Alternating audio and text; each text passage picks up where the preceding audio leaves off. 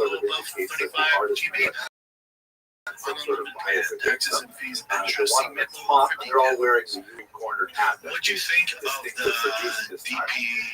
The one at the top looks kind of like aggressive. I was The one in telling the you middle that seems I to be didn't feel like doing it something hit me that with a emotionally. large It didn't hit me in cup, the heart. chalice, The perhaps. heartstrings. And then Now, to did the you right see is the apparently one a that they scribe did who is before where he's recording sitting down and something then going on. there's a whole And on screen? the Yeah, left, I you can see watch there that is a one. Got me. He's clergyman reading. with Yeah, that one teared me up. I'm the watching red my cloak son. around his You head, know, and then some that kind of one got. assistant to the Yeah, clergyman something was who missing is with that one. holding a Still big a great bag of job, but money just it was all and right. also doing something Anthony Smith with was that better. chalice. By the way, the Jew in the middle appears to be either taking money or pushing money highlight to video they'd see on YouTube, and it was like this intense so rap. the reason why I've kind of played I was this like, in what this is way is this? It's because kind of this cringy. first major reading of this This image was by Father Robert Ignatius Burns, California scholar, who in 1966 suggested that what's happening here is that the Jews are selling a chalice to the church, and that the Christian assistant is offering money to the Jew, is handing the chalice and giving it kind of a weird way to hand it, sort of sideways like that to the Christian assistant. Professor Schatzmiller, however, says, no. You're reading the image incorrectly. What's happening here is that the church is conning the chalice. What the Jew in the middle is examining it for its value and is in the process of giving money to the Christian system. And the Jew on the bottom right is actually making an archival notation of what's going on here, how much was left specifically the chalice, how much was given, the date that happened, and so on, so that the font could be redeemed later on. So why is this relevant? What does this have to do with price boxes anyways? So what Schatzmiller argues really fascinating is that the economics of money lending, specifically pawnbroking, brought Jews into contact with all kinds of artwork, even Christian religious artwork, and having these things in their homes and workplaces influence the way they later created their own art. We have actually lots of examples for us, like for example, if you have a look at this Erfurt treasure, which was apparently a hoard of precious goods that was held by a Jewish moneylender in Erfurt, Germany, and then never came back to get it. Perhaps they died in the middle of the Black Death. This hoard dates from the 14th century, and as you can see, the works are absolutely gorgeous. Even if it's just your lip singing over your song, which is what they should do. Also, another great example that illustrates this kind of weird relationship between money lenders and just in the back there, a series of frescoes was discovered in a home on Brunagasse in the city of Zurich. And in that home, you can see here, these frescoes are remarkably well preserved. They include a whole wall full of and then when he hits the ground, the security guards and his coaches came over, and so he was all the way. As soon as he's walking out, clearly we can date this specific house to who lived in the 14th century, and it was an important money lender. This fresco appears to be some kind of like both a decoration and at the same time advertising for clients to say, look at all these remarkable houses that we do business with. And under many of these coats of arms, you see little Hebrew language inscriptions that specifically suggest that the owner of the home was like guiding the artist as to what should appear in this particular place. People writing this has been preserved as well. So that's a fascinating example of how the economic activity of money lending would use in contact with a lot of fine art, and it's interesting to see how would that have an impact on Jewish art. So where we see this expressed more than anywhere else is in the realm of illuminated manuscripts. Illuminated essentially means decorated. There's so many beautiful illuminated manuscripts where wealthy families would have, like, let's say, a Haggadah or a volume of the Bible or something like that, and they would hire artists to provide illustrations. Scholars have determined that in the vast majority of these illuminated manuscripts, the artwork was actually performed by Christian artists, particularly in the High Middle Ages. We can see this in a couple of interesting places. Like, for example, if you look at this Michael Maxwell, which is held in Oxford from the 13th century, this is a typical kind of like, first word of a section that has an illuminated illustration meant to decorate it. But when you look at it a little more carefully, you see that actually the illustration is treated upside down. He's 46 years old. Artist had obviously no idea what Hebrew writing looked like, and the artist actually filled in the gaps left over by the Hebrew scribe upside down. So this is just one of many examples of the kind of antics that happen when you have Christian artists working on Jewish manuscripts. And there's also some kind of like really surprising elements. So, for example, have a look at this illustration from a 13th century manuscript of the Mishnah Torah, which was richly illustrated. And it has this really, inappropriate, from Jewish sensibilities, image of an archer on the right firing an arrow, and at the left it strikes another person in a rather suspect position. It's really hard to imagine printing a copy of Maimonides' Torah today, including an illustration like this. And that begs another question, like how involved were the Jewish patrons in the creation of this art? You would think, and this is a major part of Professor Shem's work, you would think that the clients who are paying for this art to be done would disapprove of this kind of image. And there's interesting discussions of how things might have been edited one way or another. Have a look, for example, at another illustration from this same manuscript. This is actually something which looks kind of bizarre. It appears to be sort of like written on passage in the Talmud that deals with the giving of the Torah. I'm recording this video, by the way, just 2 days before the holiday of Shavuot, which of course commemorates the giving of the Torah. And it appears this particular image you have Moses on the left receiving the Ten Commandments, and then you have this strange kind of like, it looks sort of like an ice cream cone, or since I was using a chimney cake kind of illustration. And there's a whole bunch of people on the inside. And this apparently is the artist's attempt to render a passage in the Talmud, Shabbat 38a, where there's a remarkable passage where God says to Jewish people, Sinai, he lifts up the mountain and covers it over them like a barrel and says, if you accept the Torah, fine. If Joshua destroys it, then he can take Paul away from the mind of Jake Paul wins that. We all know that Joshua is finished and Jake Paul is great. Jake Paul accepted. Something like that, like the Jews are somehow like inside Mount Sinai. But Evelyn Cohen, an art historian, looked very carefully at this particular image, and she exposed this ultraviolet light, looked at it from the other side of the answer, and she pointed out that actually it was very different from the original. You can see there's a couple of pieces left over. If you look right to the center of the 2 tablets that Moses is receiving, there's actually the fingers of an arm that has been obscured by the drawing of the mountain painting.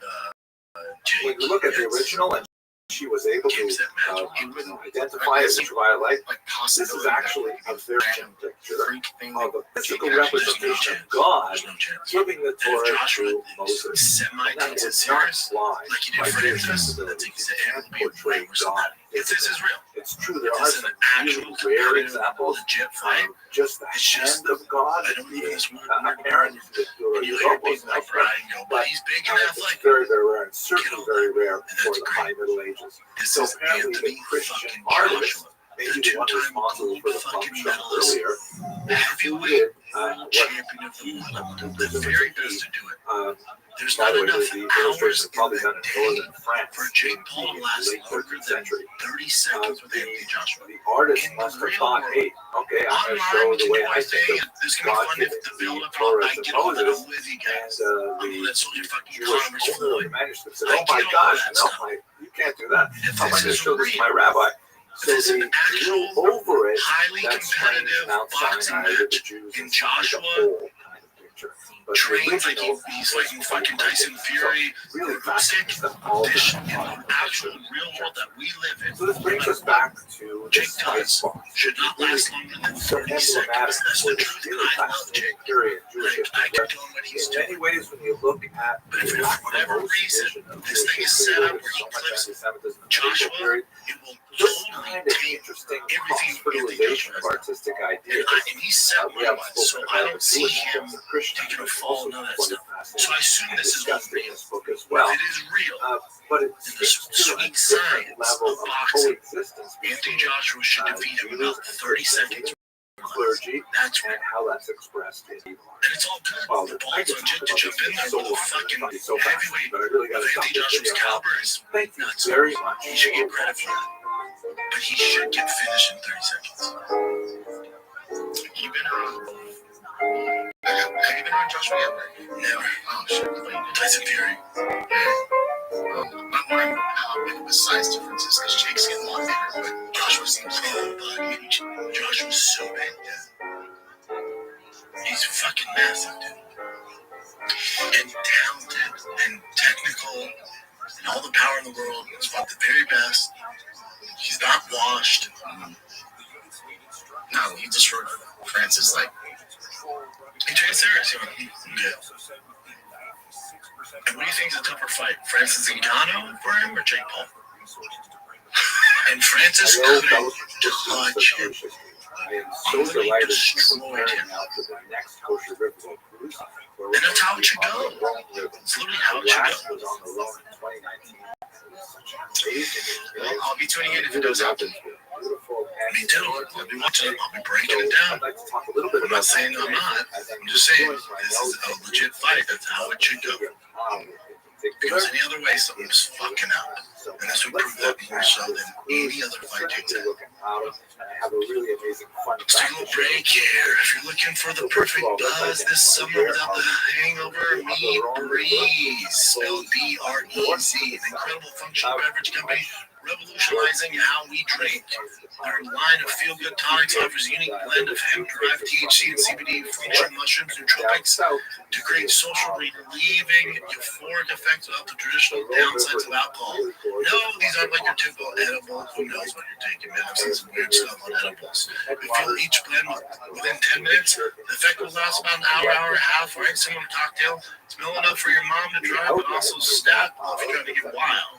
So whether you're looking to turn up, tune in, or tap out, Breeze has a beverage to help you feel the way you want to feel. To be ready to experience the future of drinking, head on over to try.drinkbreeze.com/shop. Use the code SHOP for $5 credit and free shipping on your first order. Consult with a physician before use. If you're pregnant, nursing, have any known suspected allergies, medical conditions, or taking any medication, FDA has not evaluated these products for safety or efficacy. Products are intended for 21 plus. Breeze. Okay. So John Jones is back in the news. There's a few parts to this. So, ever since the White House thing happened, John Jones talked to someone at the SBC, like, I'm back. Sure, yeah, I'm back. You hear Dana White? Yes, so Dana White's like, I ain't gonna fucking put him on the card. He's like, I can't risk a fucking fight of that caliber. John, who knows what he's a wild boy. I can't risk that. Yeah, Dana. No, the right's over. John, the right's over. And if John's going, well, the only reason I'm gonna come back is if I fight at the White House. Dave's like, cool, he ain't coming back. Like, I think Dana White and the UFC brass, they got burnt by John. And they're like, we're good, dude. Same thing with Conor. Like, we're good. And last week I was talking about the White House card, Conor fighting Chandler and John Jones fighting Alex Pereira. Fuck all that. I was way off. Neither one died. Because they're both too unreliable. If this is, 8 years ago, you had the both on there. Main event co-main event. In 2025, neither one was making it because it's too flaky. Both of them are too flaky. Both have too much baggage. Dana's not going to bank on that. So this is what John Jones said. It's kind of long. But we know that in the year 6 about Dana White's response. I heard the comments made last night at press conference while I was a little disappointed. I'm still in UFC's drug testing pool, staying sharp and continue to like professional, ready for times. The recent interview I shared that Dana fight at the White House gave me something deeper to fight for. A why that goes beyond paychecks and belts. Fighting for my country gives me great purpose. Silver lining all this stuff in the fans. They see my heart. They see I'm ready. Take on anyone to represent my country on a historic stage. I haven't seen that. For me, it's never been just about the opponent. I'm chasing legacy, so something timeless, something bigger than the moment. So for now, I keep grinding, stay patient, stay patient. I'm ready to fight July 4th. Yeah, maybe he gets his shit together and there's no hiccups. And Dana's like, all right, seems like you're doing good. Right now, I'm on with Dana. You're very burning my heart. Especially that he wanted that to be happening. Yeah, I just don't see him do that. They put him on there. So the fans see my heart, I don't see it. this is more towards this is more with John Jones. So Daniel Cormier was talking on the broadcast. I think it was like a all three of these cities, and they were asking questions. They're taking fans' comments, and then he's answering this question. So just look how this whole thing plays out. What about the Jews? If you were to fight your enemy anywhere or a random place, where would it be? And who would the person that you would throw hands with sight unseen be? I kind of want the ability to kill him, so I'd like to do that. There you go. Yeah, me too. They can't really do anything. Who are you fighting? I think we know. I can take church records. Who you might fight in your living room? Does it interact with Bond? If you were to fight, so that's pretty much it. That's all that happened. But then John Jones took it as a dig on yeah. So. Well, I heard the comments made last night. Yeah, I heard the comments made last night. Just leaving up on that. That was from the other one. This one. DC said he wants to kill me at his house. I already buried him twice. And the third time I'm bringing a show. A blind man can see the mansion I own in David's head. I just didn't realize how deep his hate still runs. His ass whoopers must have left him more than bruises. This is where I jump off John's rebuttal here. I feel like I'm the most painful thing that ever happened to that man's life. Emotional damage. No, John. The most painful thing is him losing a kiddo. He lost a kiddo. Oh, yes. Terrible. Was an unusually difficult Jews. Again, I'm like the majority of the fan base, I'm over John. On the other hand, people like Pope Gregory, until he actually fights, I don't give a fuck. But, so Daniel didn't really say anything. It was just other people alluding to it. So it's not like he even said like, no, I don't have an issue with John Lawrence or something like that. But it's somewhere, right? Yeah, and I don't think it's emotional there. I think it's, he lost twice to him and they had beef. Like, who else would DC call out? Like, who else? Like, no, it's just that's what I'm saying. Who else? Everyone likes DC. Who else would he go after? Itinerary of Benjamin Tudela. And although there are some questions anyways, this is how far he actually got, Daniel said afterwards. I don't dislike John Jones. I think he's fine. Yeah, it's more like everyone else building this up to be this thing. And then John Jones let this stay relevant, stay in the news. I'm over it, dude. Over the top of the Mediterranean there, and he reports that there were 200 families this was odd too, man. Did you see Holocaust before the fights? This is a during press conference. By the way, have a look at who is the author of this. More specifically from Church here, if he's tuning in this weekend, what's your message to Hamza Chimaev? He's obviously. Yes, you guys know about that already. Everybody knows about that. I have a know from medieval records. That real estate, cemetery, school, and I got my focus right now is on this guy. So I need to focus on him, but of course I have a plan after that. And I have a unfinished business with and I'm going to face him sooner or later. I've been a tough weight cut. Specifically, I've been a horrible weight cut, and also I heard him speaking about. He was just saying he's focused. Like he's so ramped up, he's focused. Yeah, so forget his ways there. Jesus Christ. And this is after that. This is after he won and talking about that thing that happened. You're usually called out Hamza after the fight. At the press conference, you seem to shake when you mention. Seems to piss you off that much. Here's our fun about first of all, people say I was shaking. I was shaking right now. Sick or nothing. I think it was any powder or something like that. I just was very motivated, very focused, very lucky in this fight, In the backstage, I was telling to myself, yelling to myself the whole time, this is what do you think, you need this victory, I will not be back. I thought this victory is mine and bad. So basically, and you look on he's just like in the moment, it could be a weekend thing, him replenishing in his body, season up, or, he's like, either way, he did crazy work. He looked like the versions of he's not getting every match. I'm sorry, he's not doing that fight. Not yet. This sucks. So Diego Sanchez was arrested because he was in his buddy's car, and then for whatever reason, they were like in a traffic jam, there's an accident, and then there's police there too, but he just started shooting a gun in the air, saying like, about Albuquerque, 505, looking guys are blah, blah, blah. And his buddy even said like, yeah, there's something going on with him, he just needs help. Oh, yes, right. You don't say. What gave that away? The fucking slave with that weird movement coach. That was talks about a particular practice. That does suck. And it's kind of like John Jones did something similar to it. Remember, like shooting a gun out there and in honor of Master Dalvin. Oh, you mean these guys after years of getting punched in the head they do wild shit? Yeah. Overall, it'll be okay. Expert various places, you can't do that. And they prepared great ground. And it just sucks for him. But so I'm sure you. I don't know how much money you give me my fucking money. Give me my money. I got no time. Give me my goddamn money. I already put a deposit down on 0-1. Get the fuck out of it. McConnell, here's the thing that's about this. So as I say for the audio listeners, so what Jim brought up says, not the McConnell turns out 200K, which I thought lower down, 200K settlement check in a bizarre display of UFC solidarity. This is not what free market is about, he says, his decision. Here's the thing, McConnell. That money is getting allocated no matter what, but no matter what.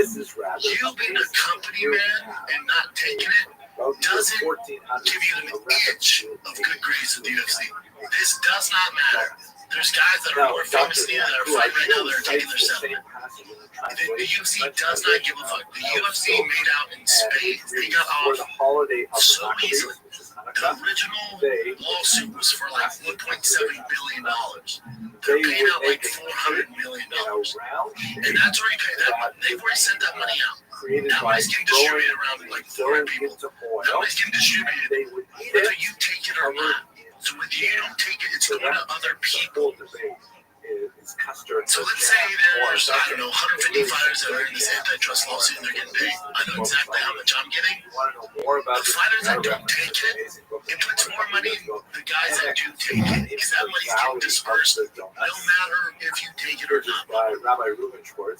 It's so dumb not to take the money. It's so fucking dumb. History and laws of eating donuts. And he's a money guy, by the way. He knows, like, he has his nickname, like, the money. I want to leave the discussion of how for the actual. It makes no sense. I'm not his friend. If I just take him to the side and explain to him how, if he has kids, like, buddy, you can take this money and invest it for your children. And the UFC's not giving me a bad matchup. They literally don't care. Like when the lawyers called me, they were like, a lot of guys are worried about taking the money, the backlash to the UFC. I'm like, oh, stop.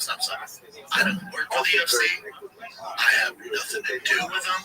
I cover the sport on my own channel, on my own business. I'll stop you there. I'm probably the one guy who's going to stop you dead in his tracks. Send me my goddamn money. I don't give a fuck. And if you're not, I'm really looking forward to he's just uneducated about the whole situation. Thank you very much for watching. Man, great. Because that's my shirt. It's better for the rest of us. I get his money now. It's good. That money, so that whatever is $400 million, no matter what. So let's say there's 200 guys that are in the antitrust lawsuit. So it could be $475 million distributed across 200. Let's say 100 of them were like, oh, I don't deal with the backlash and don't take it. By the court of law, that $400 million still has to get distributed to those fighters on that list. So I know the minimum I'm getting. It's a good chunk. That only can go up. It can't go down. That can only go up. So if 100 don't take it, that money has to get distributed by a court of law to the fighters. So it does not matter. Does that make sense? Yeah. Yes, I mean, UFC's already paid for it. That check's already in the mail. They've already paid the lawyers, all that's done. UFC's already like, whatever. They're not going to discipline you by taking the money. It's better for me, yes. Oh, yeah. Everyone else. Let's see. I did not pay the money that they sent to the fighters. The fucking, how they call it? The lawsuit. Yeah. Pause it.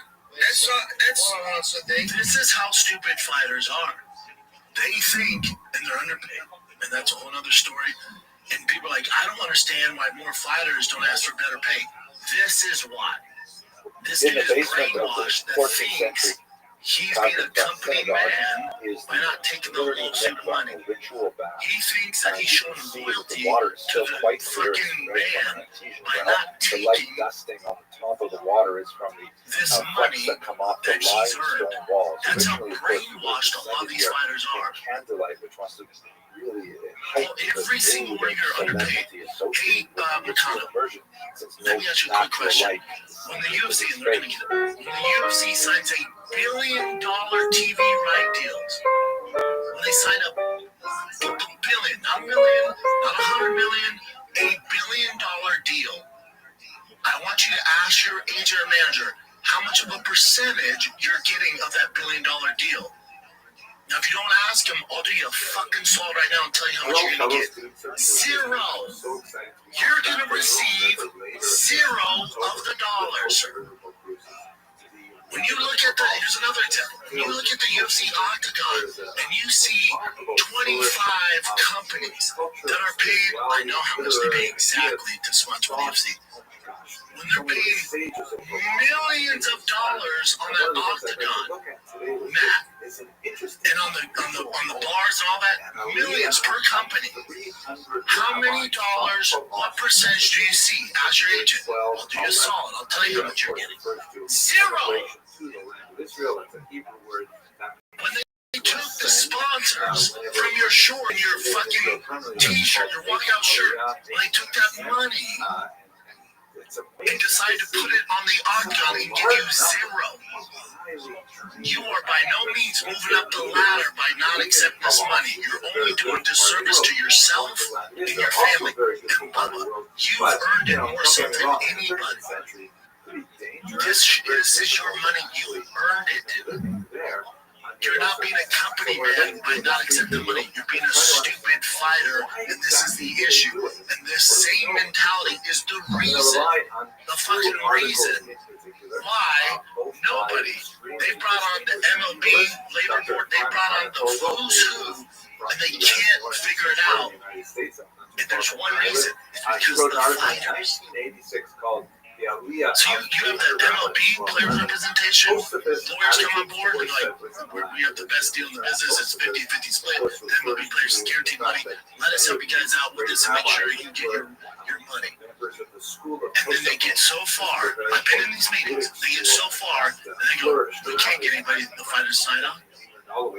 Because they're so brainwashed, that they think by sticking up for themselves, that somehow they're going to get a title shot or they're going to be blackballed by the company. So all the big dogs pull out. And you're just stuck with old retired fighters trying to move the needle. They can't do it. This is the best example. You're going, nah, I'm so loyal to the UFC. It's a cult. It's a fucking cult. You're no different than the family of Charles Manson. Of the entire story. It doesn't end well, buddy.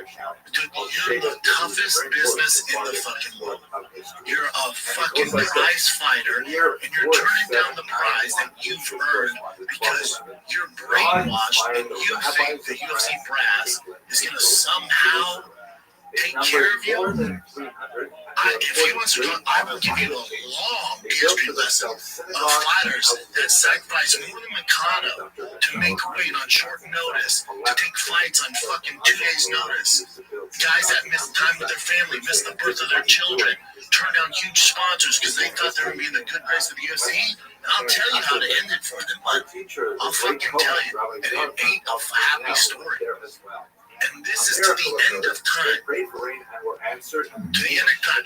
Everything you have, Mikado, is because you fought fucking tooth and nail, through hard work, come through the favelas of Brazil. And then someone said, you know how hard it is to make $200,000 in this fucking world, bud? Some people don't make that in a lifetime. Some fucking bricks and make $40,000 a year, and because your hard work, you're a talented motherfucker, your hard work that you've earned through health, brain cells, your hard work to fucking rise out of the gutters of Brazil, and you're going, nah, I'm good. I'm good. They treat me well. It's not fucking about the way they treat you right now, but it's not about that. It's not about you taking a short notice fight against Islam, then giving a title shot, and you probably got a larger pay, and you think you owe them. You owe them nothing. You owe them nothing. You're the skilled one. You're the one that they can't fucking replace. Those brasses in their suit and fucking ties in the office, they can't do what you do. And you're bending the knee, giving up $200,000. And I know I'm sure McConnell, you're balling right now because you got your pay from the Islam fight. You have sponsors and you're relevant. You're doing well on Twitter, and you're like, I don't want to fuck this up. I'm scared, and I get that. They can't do anything to you, buddy. This money's already been allocated. But the fighters are so brainwashed, they're terrified. They're terrified. And it's these are the, for the people who've never been a fighter, they're the fucking toughest, most fucking grinding, work ethic's insane. They're the toughest people in the world outside special forces, military. But I'm saying, for professional athletes, there's nobody walking this earth more mentally strong and tougher and more of a risk taker than a professional UFC fighter. Hands down, of all the professional sports, there's nobody like an MMA athlete. There's a reason that the ESPYs, that John Jones, Khalil Roundtree, whoever the fuck it is, can walk in a room filled with the most famous athletes on the planet, and all of them will bend the fucking knee. Because if that door shuts and shit hits the fan, there's only one guy walking out of that room. It ain't the guy shooting fucking free throws. It's not the guy who can run a 4.40. It's not the guy who can fucking put a hockey puck into the net. It's none of that. It's the guy who has the only skills in the room to fuck up all of you. There's a reason that, and the fighters don't realize that. They don't realize how special they are.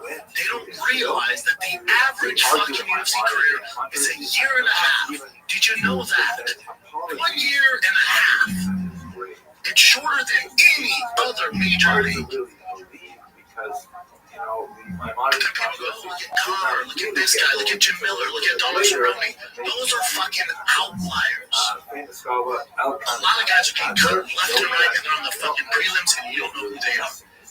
Again, I will say this so everybody hears it. The average career of a UFC fighter is 1 year and a half. And that year and a half, there's no signing bonus. It's not like fucking baseball, where if I'm in the major leagues and I can't put down a single A or double A baseball, but I signed a big contract with the Cleveland Indians and I signed for $10 million, I get that $10 million whether I hit the ball or not. You're guaranteed that money.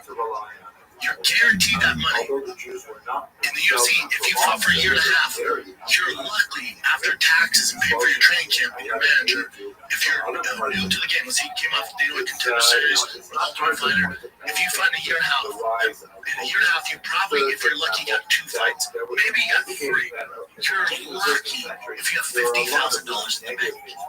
And y'all want to walk away from $200,000? Are you out your goddamn mind? When Makano's retired and he's 50 years old, you're going to be wishing you had fucking $200,000 invested. Especially if he has kids, you're going to wish that you took that money.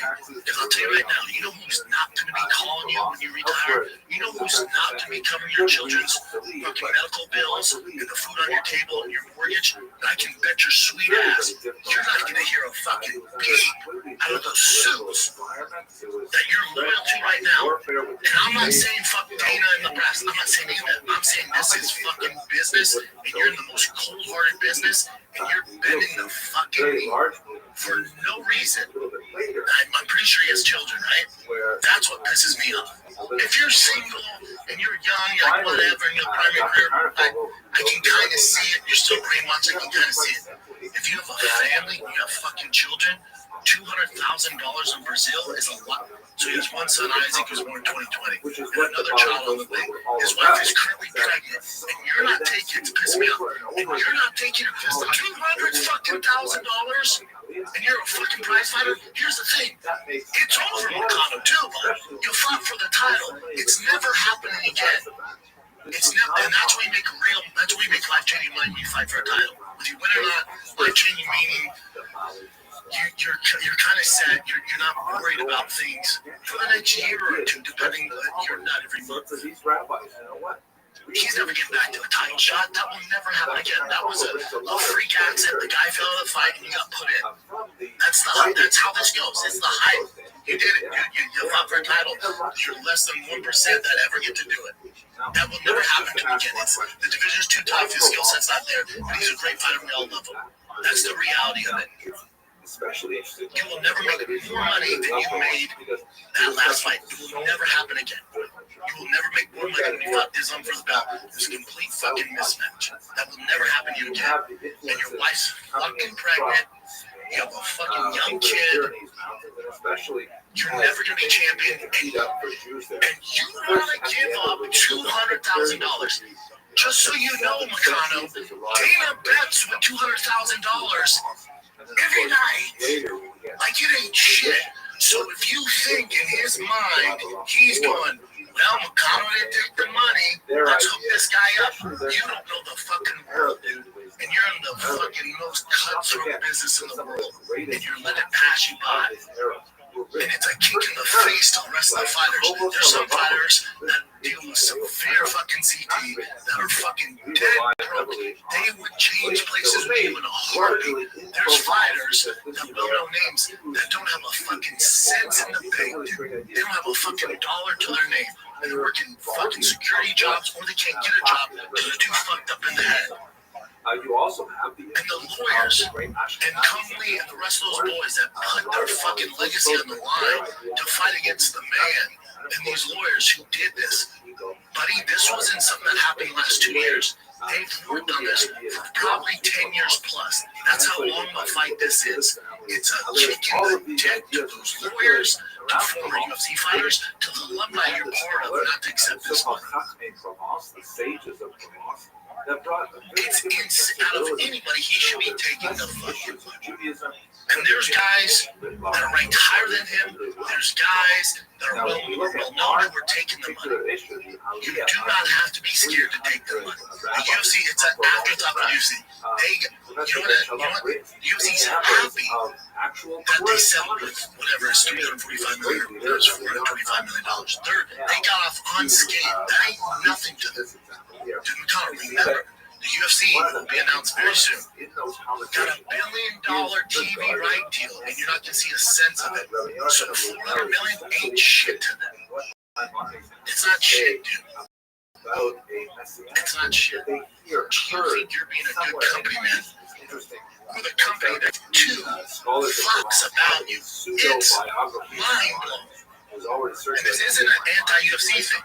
This is a pro sports thing across the board. Why do you think you see the top caliber athletes in the world in the NFL hold out of camp? Because they know how fucking brutal this shit is.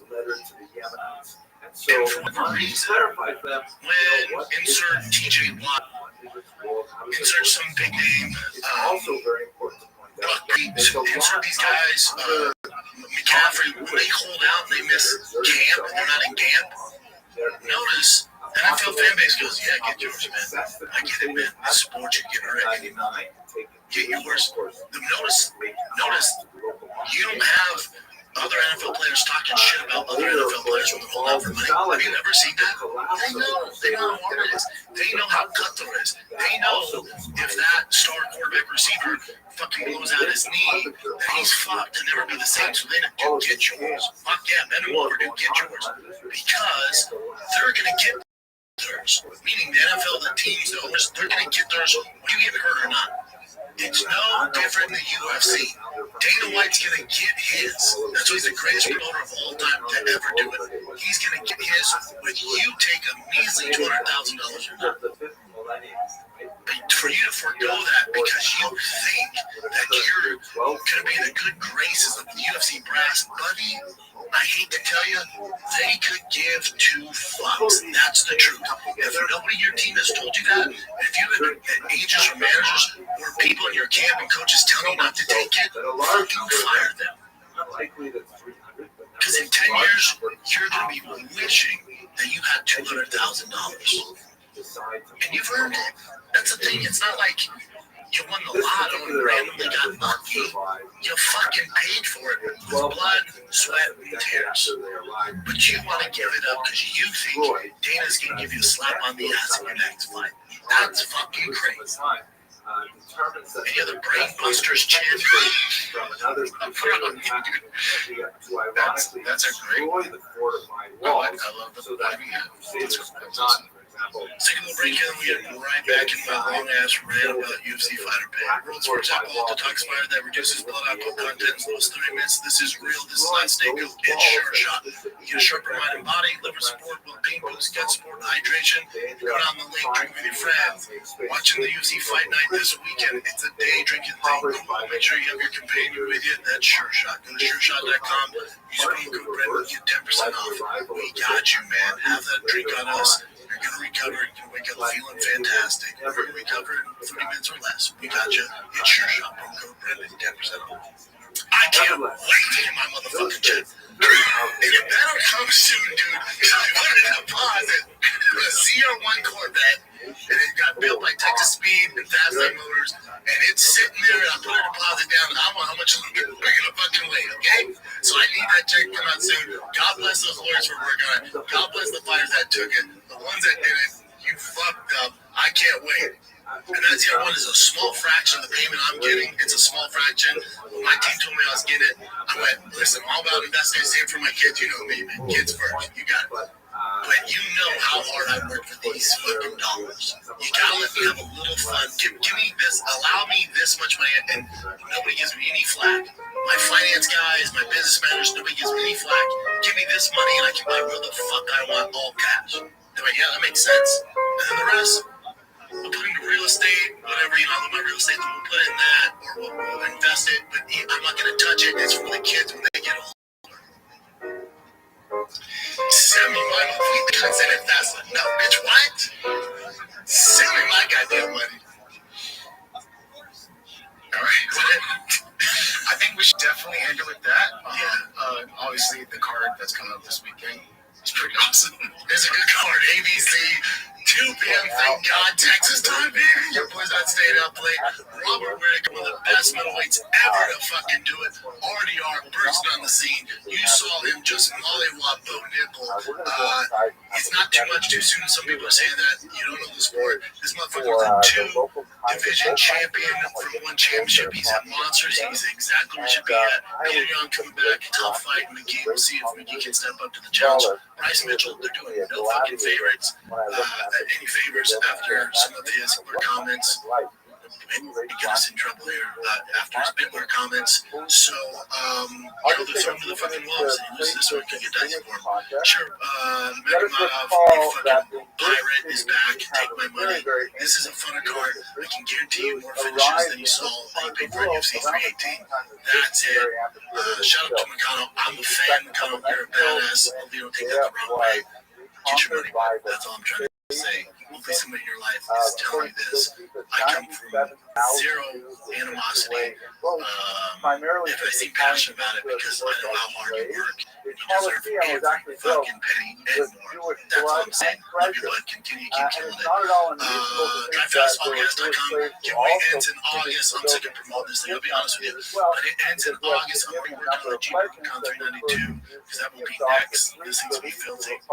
It's going to be completely different, but let me see it. I'm actually working on it right now. But the fully custom TRX 1-of-1 last call edition. Anywhere you pick up, I'm if you enter shooting at DriveFastAllGas.com. We have basically 5 weeks left. It ends in August. We got the freaking, we got a new Drive Fast All Gas Texas Bill shirt on there. We got the Jimmy Tech Patriotic shirt with the King Shocks collab. We got a bunch of stuff, Diesel Dad stuff, Ethylene Blue. It's all there. It's dope. It's my favorite merch I've ever done. We even have Optimal Human Greens on there. We got everything, baby. Go to DriveFastAllGas.com. Win the goddamn Ultimate Dad Ring. It's available right now. And it's a TRX with over $50,000 in mods. And whoever wins will give you $10,000 cash. If you want an extra benefit, sign up for the VIP where I FaceTime you. Every month somebody wins a chance to come out and work out with me, drive my badass rides, go to lunch with me here in Austin. So that's only for the VIP members. It's $40 a month. And you get, I think, $30 or $40 in credit every month with merch. You get access, you get more access to win the truck. It's pretty dope, right? Automatically doubles your entries and all the giveaways. You get promos, extra giveaway stuff. It's dope. And I do Q&As on there. It's a fun time. Everybody's doing it. It's a VIP club. All right, DriveFastAllGas.com. That's it, kids. I love you. Sorry about the rant. Sometimes I get passionate about it, especially when I know you guys are in the money. That's it. Love you guys. Sorry I went off there. That's it, man. Till next time, be safe out there. Love you guys. I'm out. We're here enjoying the Roman amphitheater in our history. This is just a survival that we can be here 2,000 years later and remark upon the eternity of the Jewish people. That's up to the Rothschild. And in this context, I want to share with you. In this context, I want to share with you one biography. I'm sure many of you will be very familiar with this great Talmudic scholar because he is quoted hundreds and hundreds of times in the Talmud, but maybe not all of you know his backstory. I'm talking, of course, about Rabbi Rothschild. He is known popularly by the acronym big UFC 318 is going down, so I know we have to do a show around the year pay-per-views. That's how we do this. We need the big pay-per-views. Me and Jesse are going to break it all down for you guys. And it just so happens that the same week a big UFC 318 is going down for Max Dustin fight. There's been a lot of Real Housewives of the UFC going down. And it starts with, we both love him. Let's get that up. We love Conor McGregor. That's well documented. And dude, listen, he had some dick pics. Yeah. And first of all, before you give your take, dude is a dick hunter. He attached a weight to it. Dude, I mean, how many people are trying that? I've thought about that so many times where I'm like, I just never could think of a way where I could like test that out. And it seems dangerous, man, but it's a real thing on it. Yeah, he's talking about finding the kid and Jim, he's bringing up the blurred pictures, and Jim's like, I just can't find the kids. I want to see what's working. It's the stories. Let's see what's working. Let's see what he said to strangers. Yes, and then finally, the fans saw that, like, his chin's at the internet, and I got like 30 counter dick pics. And I was like, man, this is impressive. There's ways to figure it out. There definitely is. You gotta get better at the internet. But, yeah, boys, here's the thing. We're like, this is crazy. And Connor's like, no, just here's my brother, 50 Cent. They just cruise right through it. And the craziest thing about the story, though, is who he sent those to. Like, do you know who he sent those to? She's a singer, right? Pretty girl, pretty gal.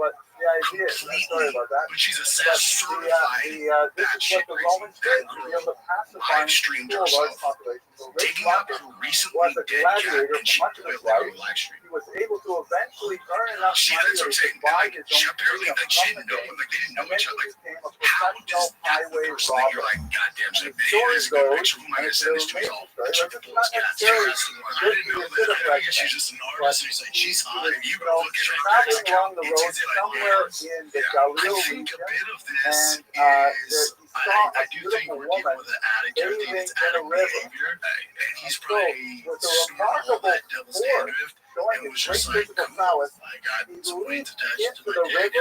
I saw her some of the time and then sent her the deer. Yeah, he's like, he's rolling the white lady booze and a shit of hair. He's like, I'm ready to say it's go time. I'm ready to pound now. He's said, well, I'm sorry about that. There's also, you know, if he has a relationship with her, they don't know each other. Yes, I do have he's not familiar with her online. She can't be the only one who sees all that. Because in the Talmud that for weight being dip pic physically is a beautiful. lot of The Talmud effort. You're says not that just sending it to when a he random would girl. reveal Dude, his arm, that's exactly the what I was room thinking. Is would like, light up with if the it beauty goes of to his skin. random And black it singer also he says, by doesn't the way, know, that he was overweight. imagine the distribution on that. There's hope for some of us. And then she was like, bro, she Rabbi just blasted him Yochanan out. said to She's like, Rachel bro, aren't you London, running for I president? do have a Did you sister, see the rest of her but tweets there's about that? no Because way like, when she's you going to marry a she's guy like, are you like kidding? you She's like, who we got a happens to burn presidency to win. She's soda. funny, dude. Oh, yeah, Usually she's Rachel kind of London Connor. said, Yeah, but I will so study she's kind of Torah. funny with And it. he ended up And then, the so you see this, and then pictures pop up of him at the beach. He's in Florida, Miami, or something, just some random girl. And you heard that a lot of now stories after about their that, adventures the together. Miami case where he got accused by that heifer in Miami 2023 who celebrated in the bathroom. The judge decided yesterday, the day after those pictures on the beach came out, that they're moving forward with that case. Now, if I'm being, if I'm looking at this just objectively, and it's kind of funny, it's like the judge looks at that, he's all, Jesus, he's like, I didn't think there was any credibility in this case. They walk into that bathroom with 300-pound chick, but now that I see this shit on the beach, I have to entertain that he might have actually done this. I know, dude, he just can't get out of his own way. Like, just, it sucks to see. Remarkable Gemara that's not very well known. Dude, just tighten up a little bit. And not just a tad, but he's in Fort Lauderdale. That's 20 seconds from Miami. That's your goal in Miami, and you're Conor McGregor. There's a 10. If you throw a quarter in any direction, it'll hit a 10. It's Miami. And the rabbis were workarounds. What are we going to do? But The also, great Rabbi dude, Connor's not a dumb dude. So one of the great rabbis here, Rabbi Yochanan, said, but even, let's say he's on this crazy freaking Nicolas Cage binge that he's going on. He knows that people is one of the most recognizable faces in the world. So he knows being on the beach with this random side chick that people are going to see you. So I have no idea about his personal relationship with Dee, but I kind of think she's like, yeah, that's our agreement. But I think that when he's on the road, she doesn't care. Like, she's just like, whatever, you're on the road. And then, you know, some fighters have that. I know a lot of athletes that do. But Bass Rutten had that. Yeah, he's like, my girl knew, like, I was doing my thing. She was like, just don't fall in love and don't understand the night. Yeah, and then we come back home, you know, I mean, honestly, any girl who actually understands the male experience and is married to a dude in that position, that's the smart money right there. I mean, you know, like, I mean, if you want to avoid problems, like, if I guess the girl is wired to, like, not get jealous of that thing, and they understand it's like, this is an easy way to just avoid inevitable conflict if you're married to Conor McGregor. Yeah, and then also remember, they've been together since what, middle school? Some shit like that, since high school, like, literally forever. So they grew up together. So, and who knows, maybe she's doing her own thing. And maybe that's agreement, like, all right, we have a great family, kids, we've done all this, but we've been together since we were 15. Yeah, like, let's experience a little bit, but not fall in love. Maybe I can know the soul here. Yeah, I have no idea. It's like, I mean, some people are wired for jealousy, some people aren't, you know, and as soon as this story hits, you click on, she did this long story on Instagram, just showing pictures of her and Connor together, just like, this is my man, this is my man, this is my man, just instant support. And she had us back through that, like, during the Kid Hand thing, I mean, she not only supported him the whole way through, was there every single day, like, she actually, she went hard in the pain, you know, and also, I mean, if that's not an indicator that they have an agreement, it's like, you know, she's like, yeah, because the info that came out, like, in court, you know, she's probably like, well, he's just, I mean, Connor's story is he had to smash that, it was the lowest match, so, you know, the only thing that was, you know, up for debate was whether he beat her up and took it or not, you know. Yeah, I'd like to see that CCTV. Me too, dude. It's just, again, I that's fine. What he wants to do in his personal life is him and Dee's issue, you know. You could just tighten up a little bit.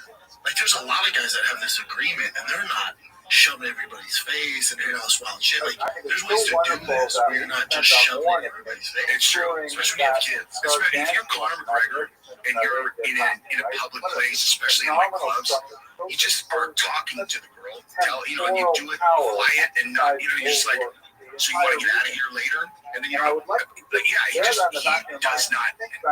does whatever he wants to do at all times, wherever he is, no matter what, is what it looks like to me, including like, I just feel like I kind of want to punch someone in the face. I'm just going to punch this dude in the face. I know it's not good. It's out of behavior. It's not going to help you get together. And then apparently at BKFC, he whispered to Mike Perry, was like, I'm back in the testing pool. I'm going to come back. I'm going to find the White House.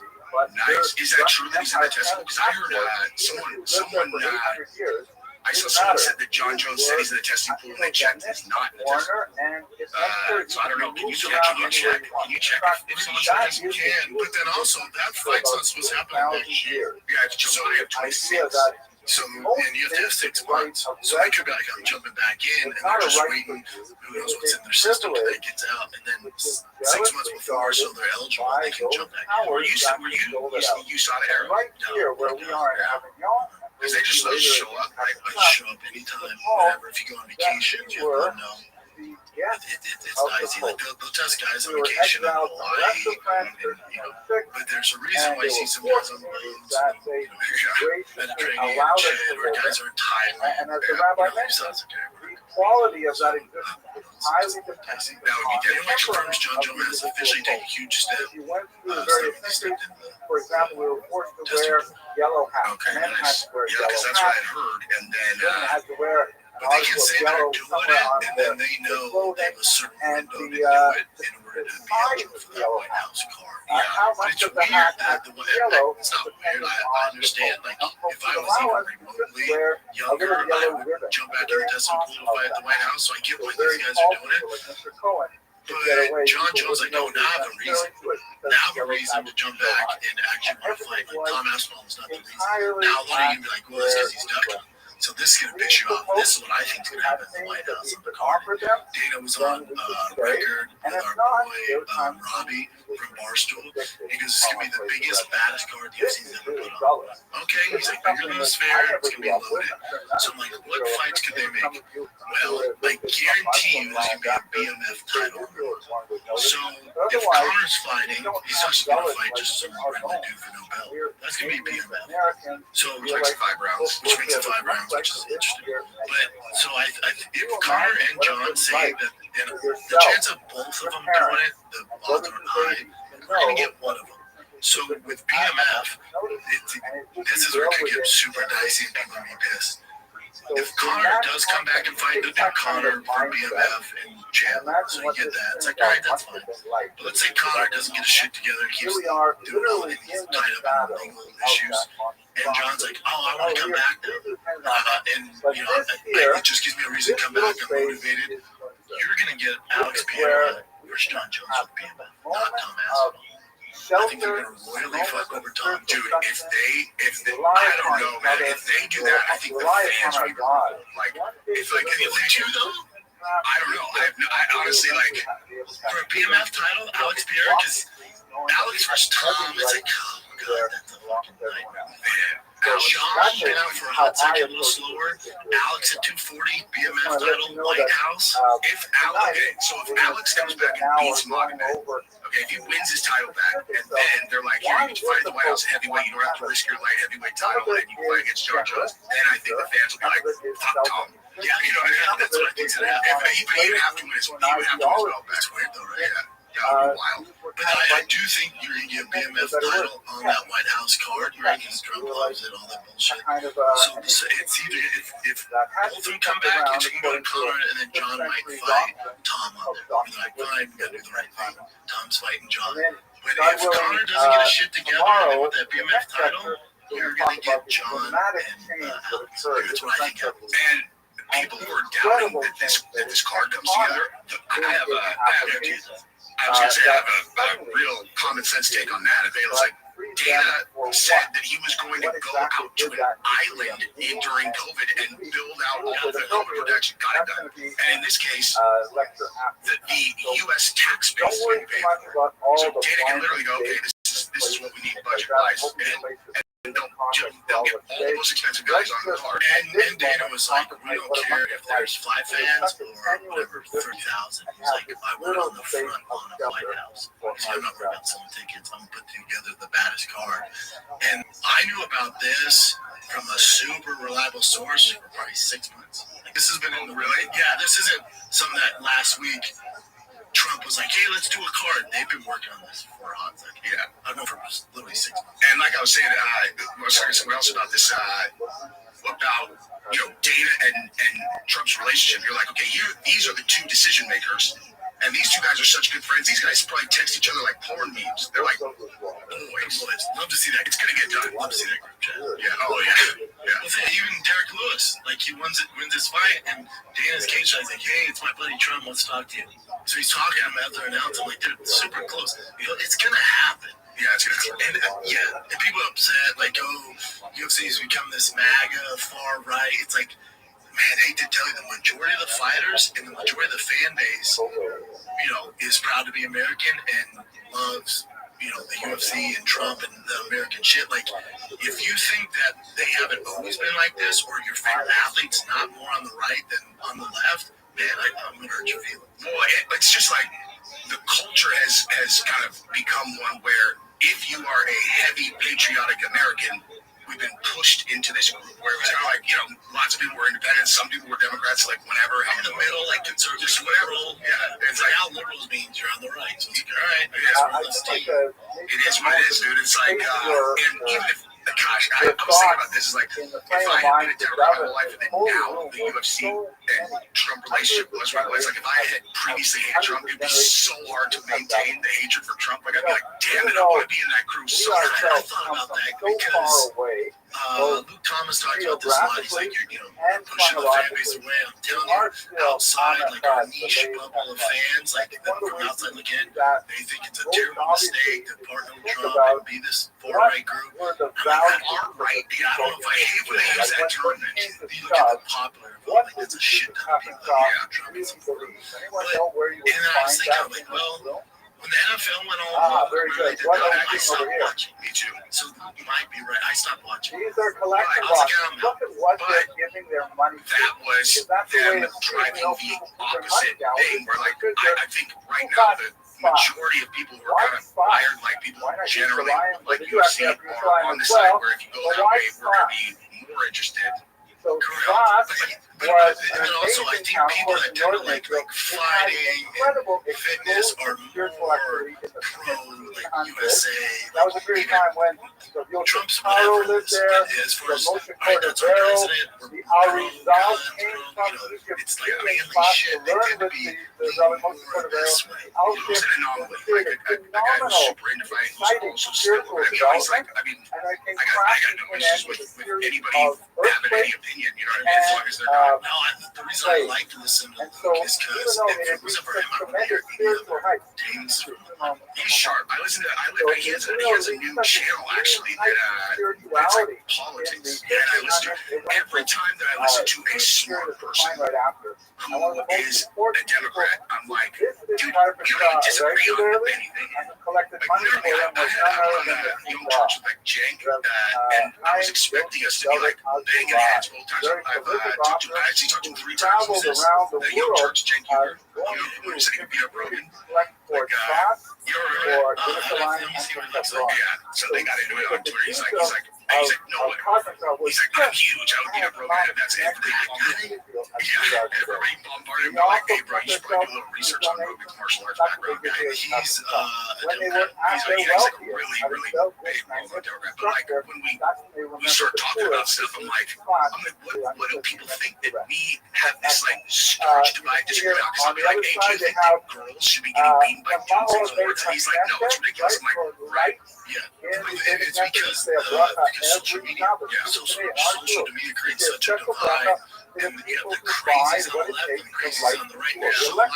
Most of us are here, we're like, I don't agree with that, over here, I don't agree with that, but they're so loud, and that's what gets the views and gets the fans. So we're like, oh, all Democrats are gay, pro-trans kids. They want women to compete against men in sport. But then you guys hate gays and blacks.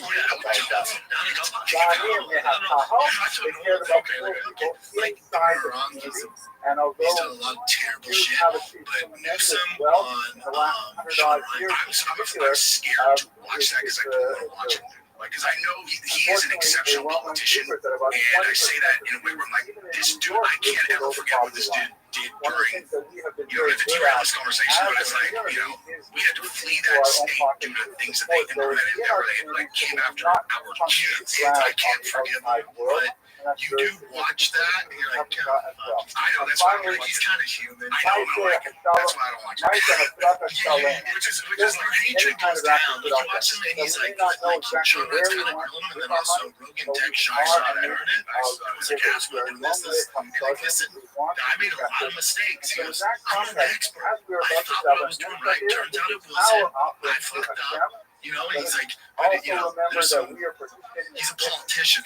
Words that just like, I don't know. I don't trust any either. Including the right, I don't trust any. That is the best policy. Is like, those scumbags. I mean, and we can talk like, also, how dope would this be? How much of a fan favorite would Dana if he did this? He goes, all right, and not that they're ever going to agree to this. He goes, we'll bring the best UFC card you've ever seen. The winner of the main event gets to read off the Epstein list. No, bro. Give me that. Think how many views? Yeah, it'll do 1 billion views. Yeah, not only are we doing a fight at the White House, but in the press conference after, we're going to release the Epstein list. Oh my gosh, dude. Think about that. Hey, you could charge $500 for that pay-per-view. The left wants the list, the right wants the list. Right? Everyone who's not on it wants the list. And the left are like, dude, I'm going to watch UFC at the White House because after, fights or whatever, after, they're going to announce the fucking list. Yeah, and the only people, there's a tiny group of people who don't want it that just happen to be the most powerful people in the world, which is why, we're still not seeing it. And the people, it's like the people who are on it and then the people who have the leverage. Because that's the thing, the second that you announce the names, all the leverage that you've accumulated, by blackmailing all these creeps is gone. Yeah, but it's part of their fault, part of the Trump's cabinet's fault, because how long have we been told there's a list? Of course, from them. So if from the very jump, if Trump and his team was like, hey, we looked into it, there's no fucking list. Like, trust me, if there was, we'd release it. But that's not what they said. As soon as we get into power, we're going to release the list, releasing the JFK files, and then Pam Bondi was like, I have the list on my desk. JD Vance is on Theo going, I'd love to see the list. So everyone's talking about this list. And then all of a sudden Trump goes, you guys still talking about that? There's nothing there. It's like, no. You've told us for how long, how many months now that there's a list? Yeah. Doesn't make sense. Doesn't make any sense. And Pam Bondi, like, everybody's talking about how she's like, oh yeah, the list on my desk. It's like, just go back one step before that. She had a bunch of influencers come to DC, hand them binders that said Epstein Files Phase 1.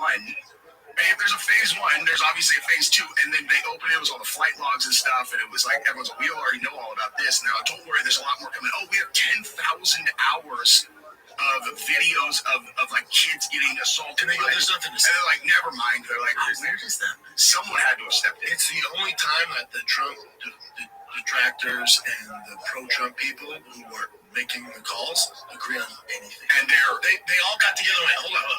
We all agree. Yeah, listen, we hate each other. We all agree this can't get out. Yeah. And they go, yep, cool. All right, well, let's go back to hating each other. Yeah, they're like, Trump's on it, and we're like, well, we don't think so, but we think that guy's on it, so there's only one thing to do. Release it all. But how dope would that be if the UFC pulled that card? That'd be amazing, dude. They come out and announce that. It gives them a little bit of leeway. We're like, all right. One of the things that many students wonder about the Talmud is why exactly. Friends that Dana knows exactly what's going on. Like, I bet you Dana knows exactly why this is on happening. page He knows what 2. creeps are on In the fact, list. every single tractate of the Babylonian Talmud begins with that familiar phrase in the upper left-hand corner. The obvious question is, why does it start with page 1? So there are lots of fanciful and kind of homiletic answers that are in many ways really quite appealing and fascinating, but the truth is quite a bit more prosaic, and it dates back to the origins of printing in the 15th century. Of course, the Talmud itself was originally an oral document. People, of course, would write down their ideas, and then they would write them down. And the Talmud, as it was, was originally an oral document. people then out here. moving into a manuscript culture was written down, often as beautiful works of art. Like have a look at late 13th century Spanish handwritten Talmud, is just gorgeous. But when we get to the 16th century, there's this Gutenberg revolution with the invention of movable type and the printing press. All of a sudden, these extremely expensive manuscripts, which were typically, a yeshiva or a study circle would own maybe 1, 2, 3 copies of certain tractates. To own the entire Talmud was an amazingly expensive investment. But with the advent of printing, all of a sudden it became possible for communities to possess the entire Talmud.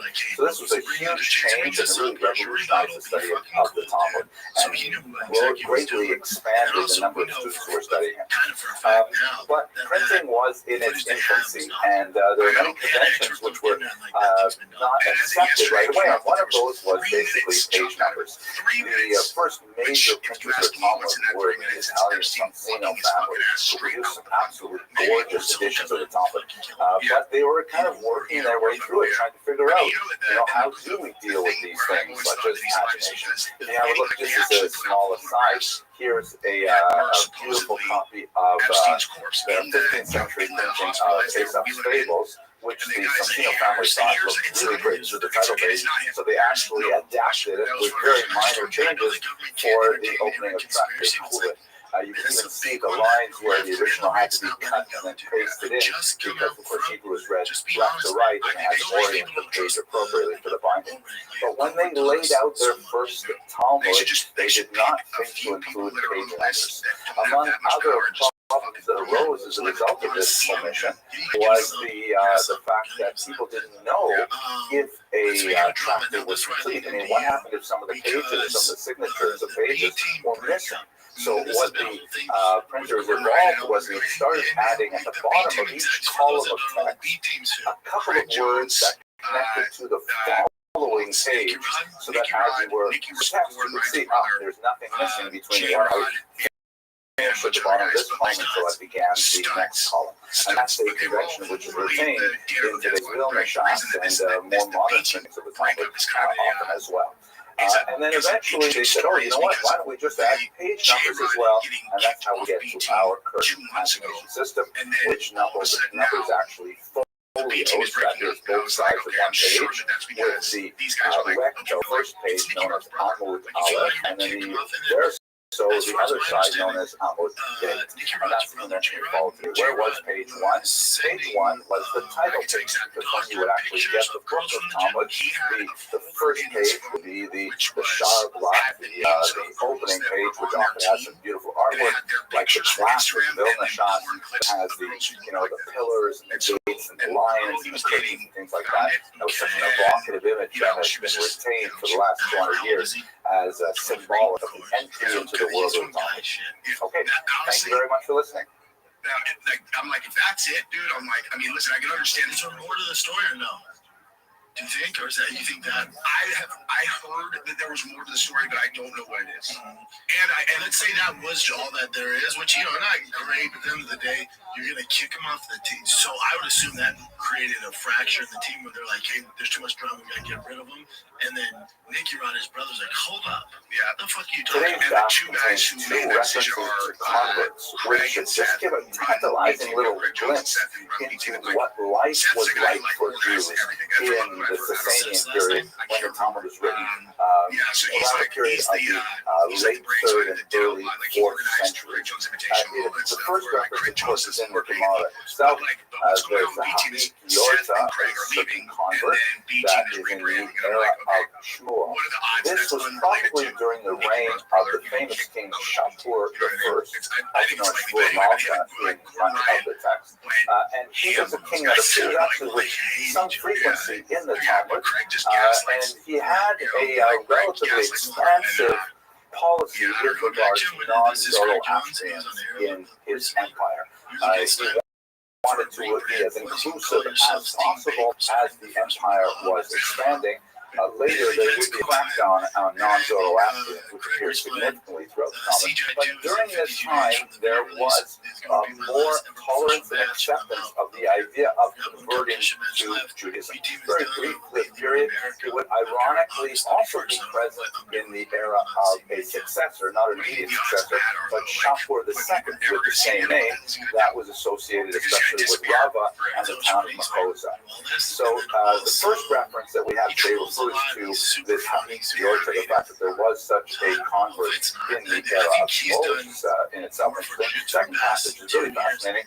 There's a Rabbi Mari Bar Rachel, who stands out as an unusual character. First of all, the obvious thing is, why is he named after his mother, Rachel? And the overwhelming consensus is that rabbis are named after their fathers in the Talmud, as is the general practice.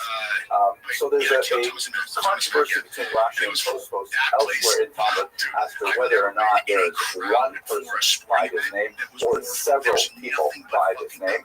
According to Rashi's opinion, however, the story was that Rachel was the daughter of Shmuel, also mentioned on the Daf today, who unfortunately was kidnapped, and while she was kidnapped, she had relations with this improbably named non-Jew named Isur. The name Isur means prohibition, but that's quite likely his actual name. At any rate, she became pregnant and she gave birth eventually to Mari.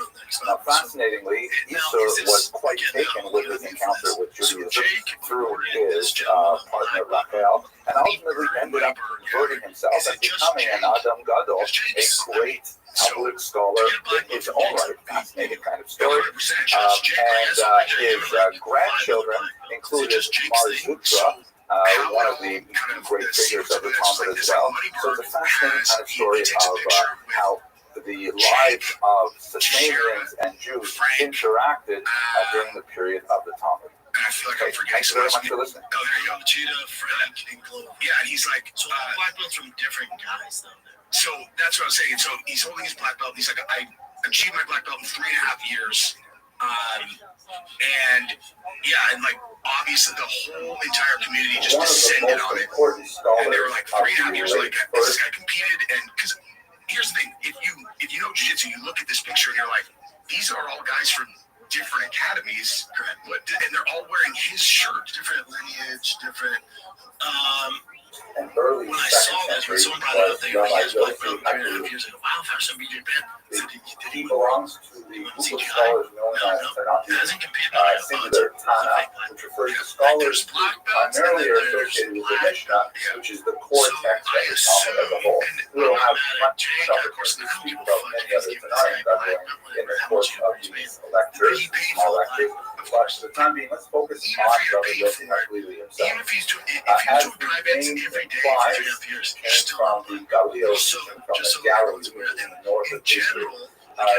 Typically speaking, one only gets an appellation at the end of that name associated with a place if one is no longer in that place. So, for example, I come from Canada and I live in New York. No one will call me Henry the New Yorker because everybody here is a New Yorker. They might call me Henry the Canucko because I come from Canada. I would only get that name though living in New York. I would not get it in Canada because everyone else would be a Canuck. So Yoshinaku indicates that he was principally known in a place other than Galileo. In fact, that place was Yavne. Yavne was one of the most important centers of Jewish thought, particularly in the first few decades after the destruction of the temple. This is the place that the great Rabbi Yochanan ben Zakkai asked of Vespasian later to become emperor of Rome. Henry Yavne Rechamaha gives you the town of Yavne and its sages. When his request was acceded to by the general later to become emperor, this was an extremely important foundation for the continuity of Jewish thought. So Rabbi Yochanan really migrated from the northern region, from the Galileo, down to the central coastal town of Yavne. The term Glili may have a slightly ironic twist to it as well, as in most places of human settlement, we tend to regard people from You're other in the area of Iowa, regions this guy, having various characteristics. but yeah, like it's all, Sometimes better every than single one of ours, them is but him often doing a drill more negative with than his ours. rigs. In the case of the Galileans, That's the whole the thing. reputation He in did this Israel right was take, that right? people from the He Galileo knows so were of little about less than jiu-jitsu average that he intelligence. didn't For even example, realize that Rabbi posting Yossi these clips encounters Luria, the wife of is Rabbi Meir, the biggest and indicator calls that him you're stupid a complete Galilean, outsider. and she It's like corrects him in a very just harsh way put up like you with drilling regards with a to the way that superstar. he was Like speaking. So it was a obviously fascinating technique. We'll get to it they're another time. allowing you But to try anyway, to the technique, term which you're Rabbi not Yossi doing correctly Hakdili anyway. may have been And a it's little like, bit look of here, an so ironic again, comment, same different meaning video. that, Yes, wow, he comes from the Galileo, but he's an incredibly intelligent person. He came to Gavna already as an established scholar. If he wants to pay for products, Well versed it's in $10,000 rabbinic to get teaching, you. but This is he no presents different himself Zuckerberg, with tremendous Leslie humility Sucker, as a student to many of the great rabbis there, including Rabbi Tarfon and Rabbi Akiva. With his very short order, however, Rabbi Yossi's genius became known, and in fact, in many cases, he even bested Rabbi Akiva in arguments, and it was widely regarded as his equal, which is an amazing thing to say because Akiva ben Yosef was certainly one of the greatest scholars of that age, and for Rabbi Yossi to be his equivalent is really quite significant. Unfortunately, Rabbi Yossi did not enjoy a harmonious home life, and he was married to a woman, and their marriage was not a healthy and happy one.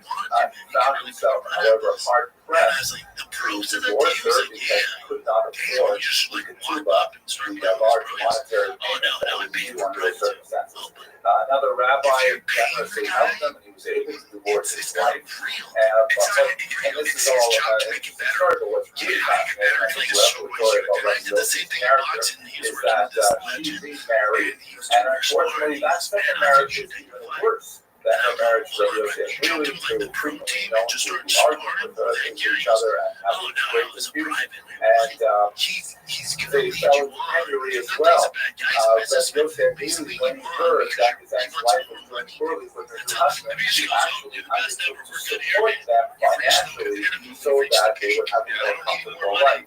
Even though, he had already severed ties with her, and that's a fascinating insight into his character. Rabbi Yossi was also known as a miracle worker, and right up until the 10th century, his name was frequently invoked with folk players of Jews throughout Europe. A tomb is associated with Rabbi Yossi just north of Israel, just north of Sfat, in the town of Dalton, a small post there.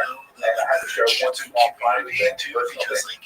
When I was a young child, my parents and I used to travel south to Toronto to attend the big Passover Seder that was hosted by my aunt Mary, and she used to let us all have these paper haggadahs, usually printed by Maxwell House, it's kind of like not very expensive thing you get from the supermarket. And Rabbi Yossi Hakdili, of course, is prominently mentioned in the Haggadah, but in the English translation, his name is spelled with a J, J-O-S-E, the Galilean. So I and my cousins with our puerile humor used to refer to him as Jose Hakdili, the world's first Hispanic rabbi. Anyways, I hope you have an amazing time learning this stuff. It's like, man, how can I get credibility and be like a guy's guy? I'll get my black belt. Sure, dude, it's a 10-year journey. He's like, no, it's not. Jake, Gordon, fucking whoever else is there, Clover, Leoto, Frank Bear, come here, dudes. Just come here, money. Exactly. But for those boys there, dude, get your fucking money. Of course, get your money. The thing is, too, that like the way that it played out, so he posted that, and my take immediately was like, who gave him this black belt though? Because it's before I knew it was Jake. And everybody was commenting that, and then subsequently within a couple days, it was like, then he said that Jake did it, but then also Mike Musumeci came out and was like, you guys okay? He's getting privates from all the best guys in the world. Imagine how good you'd be. I'm like, no. Mike, that's not correct. Like, it doesn't matter how good they are. Just because he gets a private from Gordon Ryan, you think that makes him able to execute those techniques without the muscle memory that years. That's what I'm saying. That's why I think it's a pay. It's a pay thing. That's all these actors support. It's like, at the end of the day, I don't really give a shit. Guys, get your money. I get it. I trained with the best in the world for 6 years, twice a day, every day. It's not a black belt. 6 years. But again, he might be a better athlete. Maybe he competed in places we don't know. Start today's lecture right now. No, I don't know. And then he just decided, instead of posting that footage, he's all, I'll post myself not knowing how to finish an omoplata or a toll. The short answer is Sucks is thinking, whatever it is, if that's what he's into, as long as he's happy, he's not reading comments, and watching this, you're good. You know, he is reading comments. He said he's pulling all of the support from the jiu-jitsu community now, and everyone's all, we didn't even know who you were until you said that you were a black belt. Like, honestly, the people who were really hammering him were like the guy, like black belt, you know, like not super elite famous black belts, but like the black belt guys, and they're like, you know, do you have any idea what people, because what they say is that like it waters down, the reason that jiu-jitsu black belt is such a big deal is because there are no fake black belts, like everyone has to earn it, you know, over, so people that start jiu-jitsu, less than 1% earn a black belt. So from the moment you start, in order to get a black belt, less than 1% get black. Yeah. And I think even brown, like 10% or 5%, it's like 10% of all people who start jiu-jitsu get to blue. 10% of all the blues get to purple. 10% of all the bronze average round. Let's get into it. You know, again, you know, I'm not going to jump on there and give a mean comment. If you're happy, those boys are getting paid, do your thing, man. Yeah, but you don't want this to become a recurring thing, because for Mikey, Gordon, Jake, if you're awarding black belts out because they're paying, then that's not going to mean much down the road. I don't see one time I'll do it. Yeah, one time they get paid shit tons of money. You think fellas, I get it. You're fucking money. Yeah. But if this is a recurring thing, then now we see all these millionaires and Suck gets his black belt next and all this shit, and fucking Elon Musk and that's Donald Trump. Like, what the fuck? Dude, Suck I heard Suck got put out in a tournament because he wouldn't tap to a guillotine. I'm like, that's gangster. Yeah. And in one of the fights I saw, he actually he held on for a really long time. The guillotine ended up popping his head out and he won the fight. I was like, all right, good for him. Yeah. I mean, you're respect that. Yeah. But I just don't understand how you can get a black belt and never compete. That's everything. It's like there's gym black belts, which is like some older dude, which is different. Where they've been there forever. Maybe they're purple belts and competed, and then they got a little older, started failing, went back to jiu-jitsu, got the brown belt, and then they've been there damn 20 years, and then technically they are black belts. They're not competition. That's why there's levels to black belts. There's not competition. And then there's the guys who are on the other spectrum where they're competing at white, blue, purple, brown, black, and even that takes about 8 to 10 years. Yeah. And they're savages. It's all they focus on. Yeah. Or you can pay again. Yeah, pay a lot. I don't see any money guys like wanting this treatment. You know, after they watch this, they're all, gosh, I really want to be the next money bird. They say fucking eating a lot. I've never heard of it before that. So maybe it's genius. Maybe that was I mean, I'm a fan of Jake. Me too. So do your thing. As long as you boys got paid, that's all I care about. Yeah. But really, the thing that brought us together is UFC 318 this year. Your excitement factor for a Max Dustin trilogy in New Orleans. Max's last dance. I'm sorry, Dustin's last dance. I'm very excited for the fight. I wish that I could go. I can't. It's Gabriel's worth this weekend. But I always said, like, Dustin Poirier getting to fight in Louisiana with a belt on the line is probably going to be the most, like, unbelievable atmosphere to be in ever. Oh, is that right? Yeah. Oh my God, that's dope, right? I tried to talk you into it. I was like, listen, I'm like, yeah, you love going. You're like, dude, let's go. I like going to the ones where I know there's like a real big reason to be there. History. Yeah, and like this one, listen, okay, after Dustin beat Conor, because the first time, but just in general, every time they showed Dustin on the big, on the big screen, the place almost collapses under people. And I was like, he's literally the most popular guy in the entire organization when, you're actually live there. That's why I'm like, God, in Louisiana, Dustin coming out, fighting for the BMF his last fight. It's going to be unreal. It's going to be fucking unreal. And I love Max. I'm not capable of rooting against Max, but I'm definitely not capable of not rooting for Dustin. This was his last one. Home state. Again, I don't root against either. I mean, either both first team all nice. Yeah. Here's what's going again against Max is no one's ever won a trilogy fight where they're 0-2. Ever in the history of UFC. Never. It's never happened. But This is different though, because correct. I was just gonna say this is different because if you look at their last few fights, when Max Holloway fought Justin Gaethje, we all remember that crazy knockout, which to me is the best knockout of all time. Yeah. That was the last 10 seconds, so we all remember that. But if you watch that fight over, Max is kind of dog walking Gaethje. That fight was close, and he was in and out of the pocket, lighting his ass up until he got that amazing knockout. Justin beat Dustin. And Justin Dustin's actually a better fight, I think. But again, especially for Dustin's last fight, it's a tough fucking task. I know the history is nobody wins trilogies. This one, to your point, is different. I just think Max, where he's at in his career, has improved so much. And going, I don't care what happened with the other two at 45. Max should have never done 45. For the title, I get all that. Max's true call now is at 55, and seeing how good he looked when he prepared for 55 against Justin Gaethje, like, if that Max shows up, this is going to be a tough fight for Dustin. Yeah. Dustin it's not an easy one for his last dance. Yeah, I agree. And but that's it. Like Dustin is better suited to beat Max than Gaethje is because he's way tighter here and he throws much tighter like straights. You know, because that's why Max is just like he sits on the outside. He's got monkey arms and you just light him up from so far away. And you know, and honestly, that's actually basically what Dustin was doing to Justin right until Justin kicked him in the head when he threw the first head kick out of his entire career and landed it, you know. But it is, I mean, yeah, it's gonna be, I think it's gonna be a banger. The other thing about the first two is that the first one's in a different weight class, and the second one was that was like chaos, replacement fighters, and then they had to throw Max and got him at the end. And Max wasn't really at 55 at the time. They have proper time to put on the weight. We see Max at 55 now doing the right way. Like, fuck, he's good. He's good. That was a really close fight too. The second Dustin and Holloway fight, that's one of the best. Oh my god, that fight's unbelievable. It was just again Max kind of competing with the power. Like Max would land 2, Dustin lands 1. The damage was completely different. Yeah.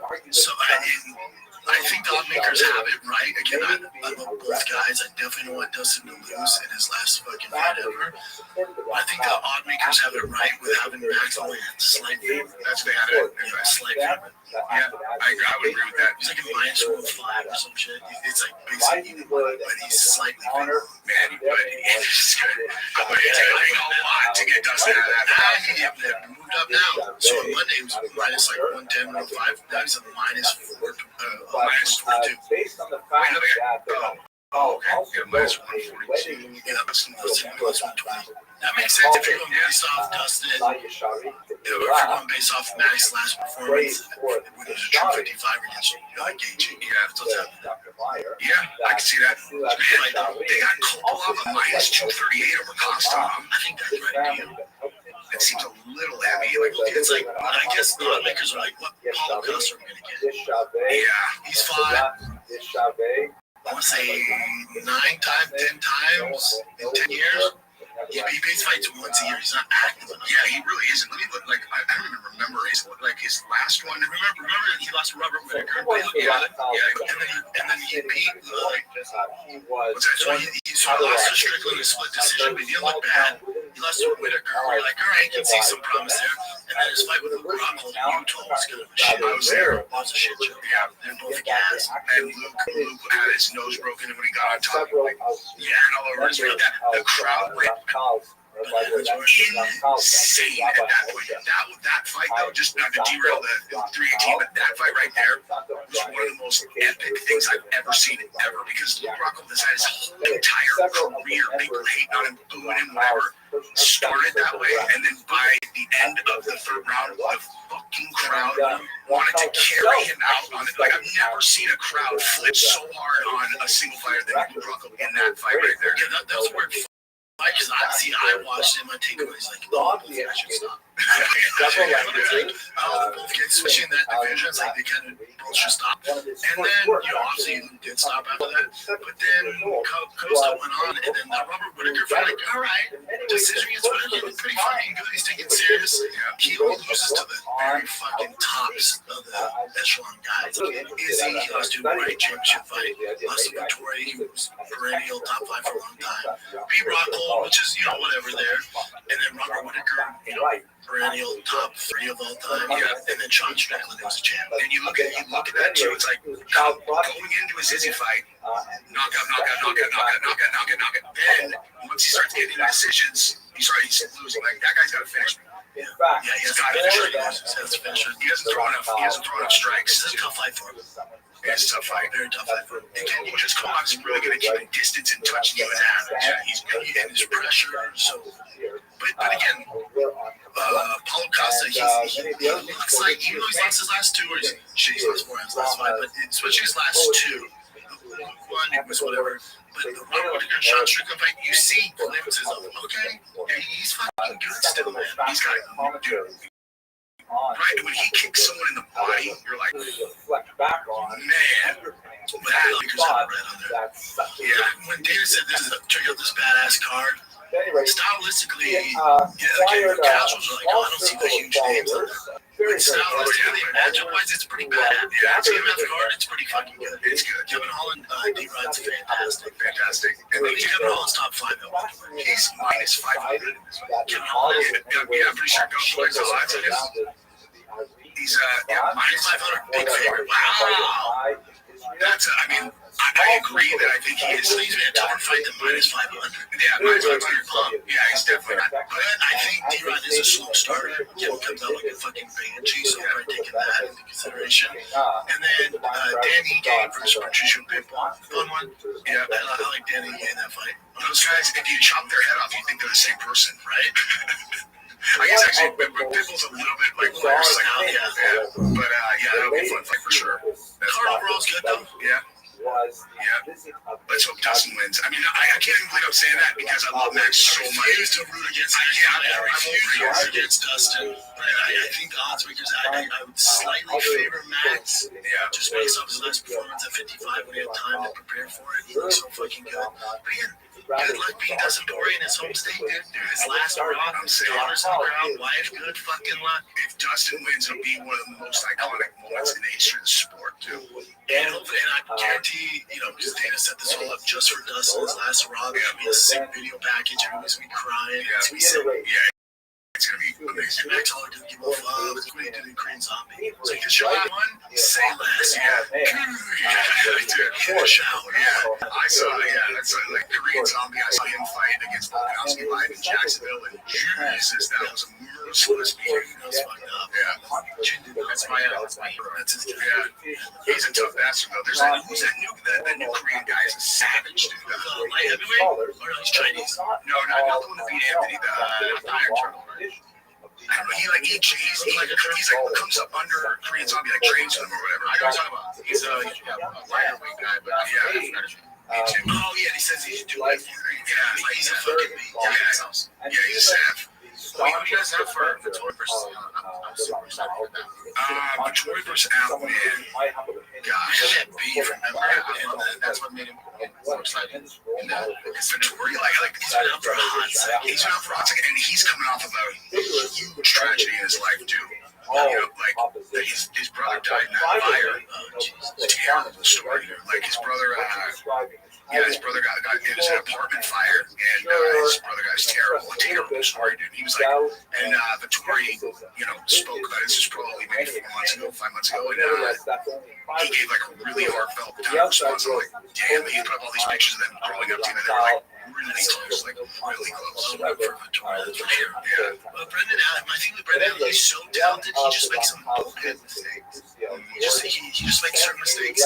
Cyril Gane does the same thing too. What the fuck are you doing? I like this matchup though because both of them are coming off a couple losses and both of them are really good. So it's like one way or the other.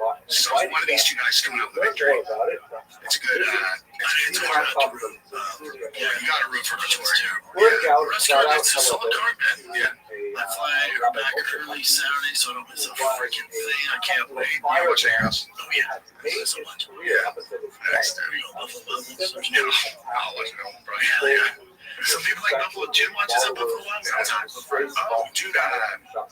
if whenever I do, lectured about shop dates. I got a big name that wants to do a fighting game. So I'll take it out. Oh yeah, Yeah. All right, let's figure it out, brother. Yeah. Dude, we did it again. War Report 2 with the Bucks, dude. Enjoy UFC 318 this freaking Saturday. Appreciate it, brother. Yeah, it was fun. Next time, like at some point, we're just gonna switch the name on it. It's gonna be like the Game Report. Yeah, exactly. The Dick Report. Sorry, Conor McGregor. All right, guys, that's it. Love you. What's up, guys? I'm giving away the ultimate rare PRX. Back from them, but the Ottoman Empire refused, of course, and suggested that if he was not converted to Islam, they would simply have to kill him. So, much to the disappointment of his followers, this truck could easily be yours. All you have to do is go to typefast.com, pick up some merch, drop that to Jews had back off the Netherlands because they had sold all of their belongings in anticipation of the Messianic era, and there was a huge debacle for the entire continent. So, Rabbi Rothschild is one of several rabbis who essentially kind of like cross-plated that would It is Monday, July 14th. Man, July is just flying by, am I right? And would frankly attack Chad, quite often dude, what's going on, fam? It is a glorious summer day here in Austin. Still waiting for this insane heat. Still waiting. I think I figured out why before I moved to Texas, we talked to Texans. Heard about this. Just wait for that heat, man. Just wait. Because it's the only thing we complain about. It's, don't get me wrong, it's hot. It's hot. No doubt it's hot. But it's not, you know, I'll have some neighbors like, July, August, I get out of town. It's gonna be my fault. You're gonna leave because it gets toasty. You know? We haven't seen it yet. No, just wait. Even Jamie Rogan's guy was like, when he comes out, like, yeah, he said, almost 22 years old, yeah, and he's not married. Man, good thing I moved in July, man. Just wait. So maybe it's just a rare summer here in Austin.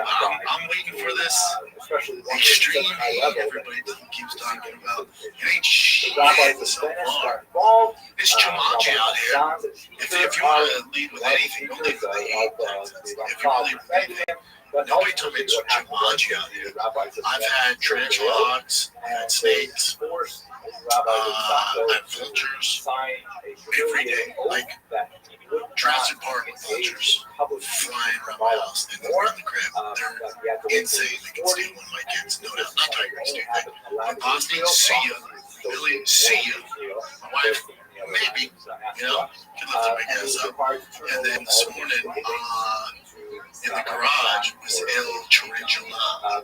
He's cute. I was gonna say that of all things, he's cool. He actually looks cute. I don't mind a tarantula. Joanna was freaking out. She came because I was getting ready to go to my workout. So I was like making my pre-workout legs. She comes in, she's like shaking. She's like, oh my God, come to the garage. I'm like, oh man, what is it? She's like, wait till you see this thing. And then he's right by my helmet. I'm like, oh, he's cute. He's cute.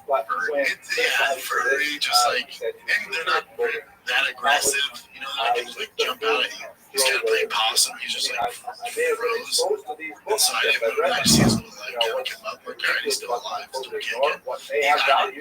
I just got a broom handle and just kind of put him on that and then walked him over to the next piece. John's like, kill him. I'm like, man, don't kill that thing. He's cool, man. He's not doing nothing. It's like the cutest tarantula I've ever seen. It's like the cutest shit. Furry, dude, big butt. It's not like that big butt. He's like, please don't hurt me. I told you, I'm like, we're going to step on him. He can look massive, God. He can look massive. He can also be like, oh, not today. You know?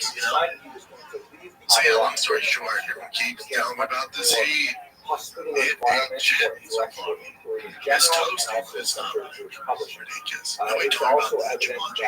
I should have led with that. Being that, that's not like that shit. The only thing with my kiddos is they get lazy. They rip the bikes from the neighborhood. rush in and take their shoes off. Just get over about the old Scorpio shoes. That's the only. I'm fine. If my dumbass gets stung by a scorpion, I mean, I'm in my 40s, dude. You deserve it. But kids, they don't. That's the only thing I'm worried about scorpions. Speaking of scorpions, let's talk about the methods, but let's talk about the fisticuffs. The fight. We get to here. Let's talk about some fighting. You got a fight night in Nashville, Tennessee. I assume Theo was on the road, otherwise he'd been front row. The Bustle Boys was there. I saw Luke Compton there. Cage side. You had Luke Bryant there. He didn't get as much as a pop as you think. Bryant? He's huge. I'm sorry, Luke Combs. Oh, even bigger. Luke Combs is massive, dude. He had to get that big of a pop. I can get that big of a pop, but Nashville's a good card. These fight nights are good cards, man. I'm telling you, if you guys are sleeping on them, they've been some of the best ones we've had this year. We'll get the UFC 318. In hindsight, this should probably be a fight. You have a good main event, the rest of the card. If you're hardcore, you know some of the guys. Even if you're not, you're kind of casual, 1 foot in, 1 foot out. You tune into the foot cards. You know some of the guys, Paulo Costa, Kevin Holland, D-Rod, and Ige. You're probably not too familiar with Patricio Pitbull. Michael Johnson's been around forever. This is like his 50th fight. You have Vittori, Brendan Allen. Ryan Spann, Jimmy Crew. But overall, if this is 10 years ago, this is a fight. A great main event. This is a fight I'd be like, holy shit. This is a fight night Rogan and me and the boys would do a fight debate. It's one of those fight nights. It's tough as a pay-per-view. We'll get to 318. Let's jump into that. Let's come to the fight night in Nashville. Great card, ton of finishes. The Walker versus Kennedy, the heavyweight fight. So he's Johnny Walker's brother. He's freaking heel hooking everybody and their mother. And he was an underdog in this fight. This was kind of his first step up. And I text Nick during the fight because I knew he bets on it. And as Walker's walking out, I go, dude, I love Walker as a dog. I'm taking my submission all day. And then Nick didn't respond, and then right after 54 seconds, he goes, God dang it. Like, I'm telling you, dude. I'm telling you, man. These people who make the odds here and set the line, they don't really know what they're doing. You know? Walker's a savage, dude. He's a savage, aggressive, man. He just, and especially at the heavyweight, where jiu-jitsu's not really the forte. Listen, you're not going to do that to Tom Aspinall. But outside that, I can do that to John Jones. But outside those two top dogs, and obviously Almeida. But outside like those top echelon guys, the rest of the division, they're not exactly well diverse when it comes to the leg locks, especially at that level. So he's going to go pretty far. I'm a big fan of his. And then the main card kicked off with a bunch of finishes. Even a few decisions weren't terrible as far as entertainment-wise.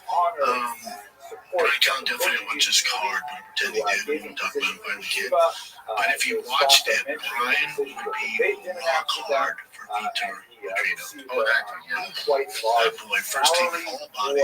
What's that light heavyweight? Comes up his first fight at heavyweight, first fight against Austin Lane, former NFL guy, right? Has a big gun, boy, has a bigger nose than me. Tough as hell, super athlete.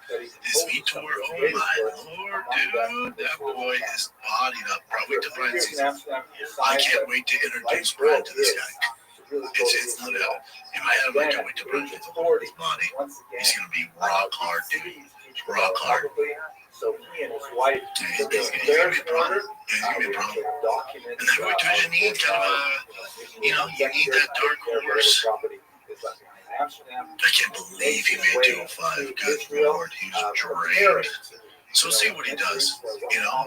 I'm not ready to rank in the top 15 yet over Austin Lane, but he said something. The heavyweight needs something. The heavyweight division needs some contenders. It's not that deep, so this guy's like 2 wins away from cracking the top 15. Our poor dude Nate Landwehr. I know, Tennessee local. He was doing well. First round, he probably lost. Second round, he won. And then that third round, this Morgan Chachi finally got his shit together and just said, you know what, I'm just going to street fight him and just mollywopped him. That was tough to see. Calvin Kadar, oof, that was a tough one. Yeah, he just never, he's just, since, he's had some losses, he's just not the same guy. There seems to be a mental block. He went to Faraz up at TriStar, obviously to help him with that. He's just not putting any output. And this Steve Garcia, he's not getting any bodybuilding awards, but, Greg Jackson train, he's a problem. He's damn good.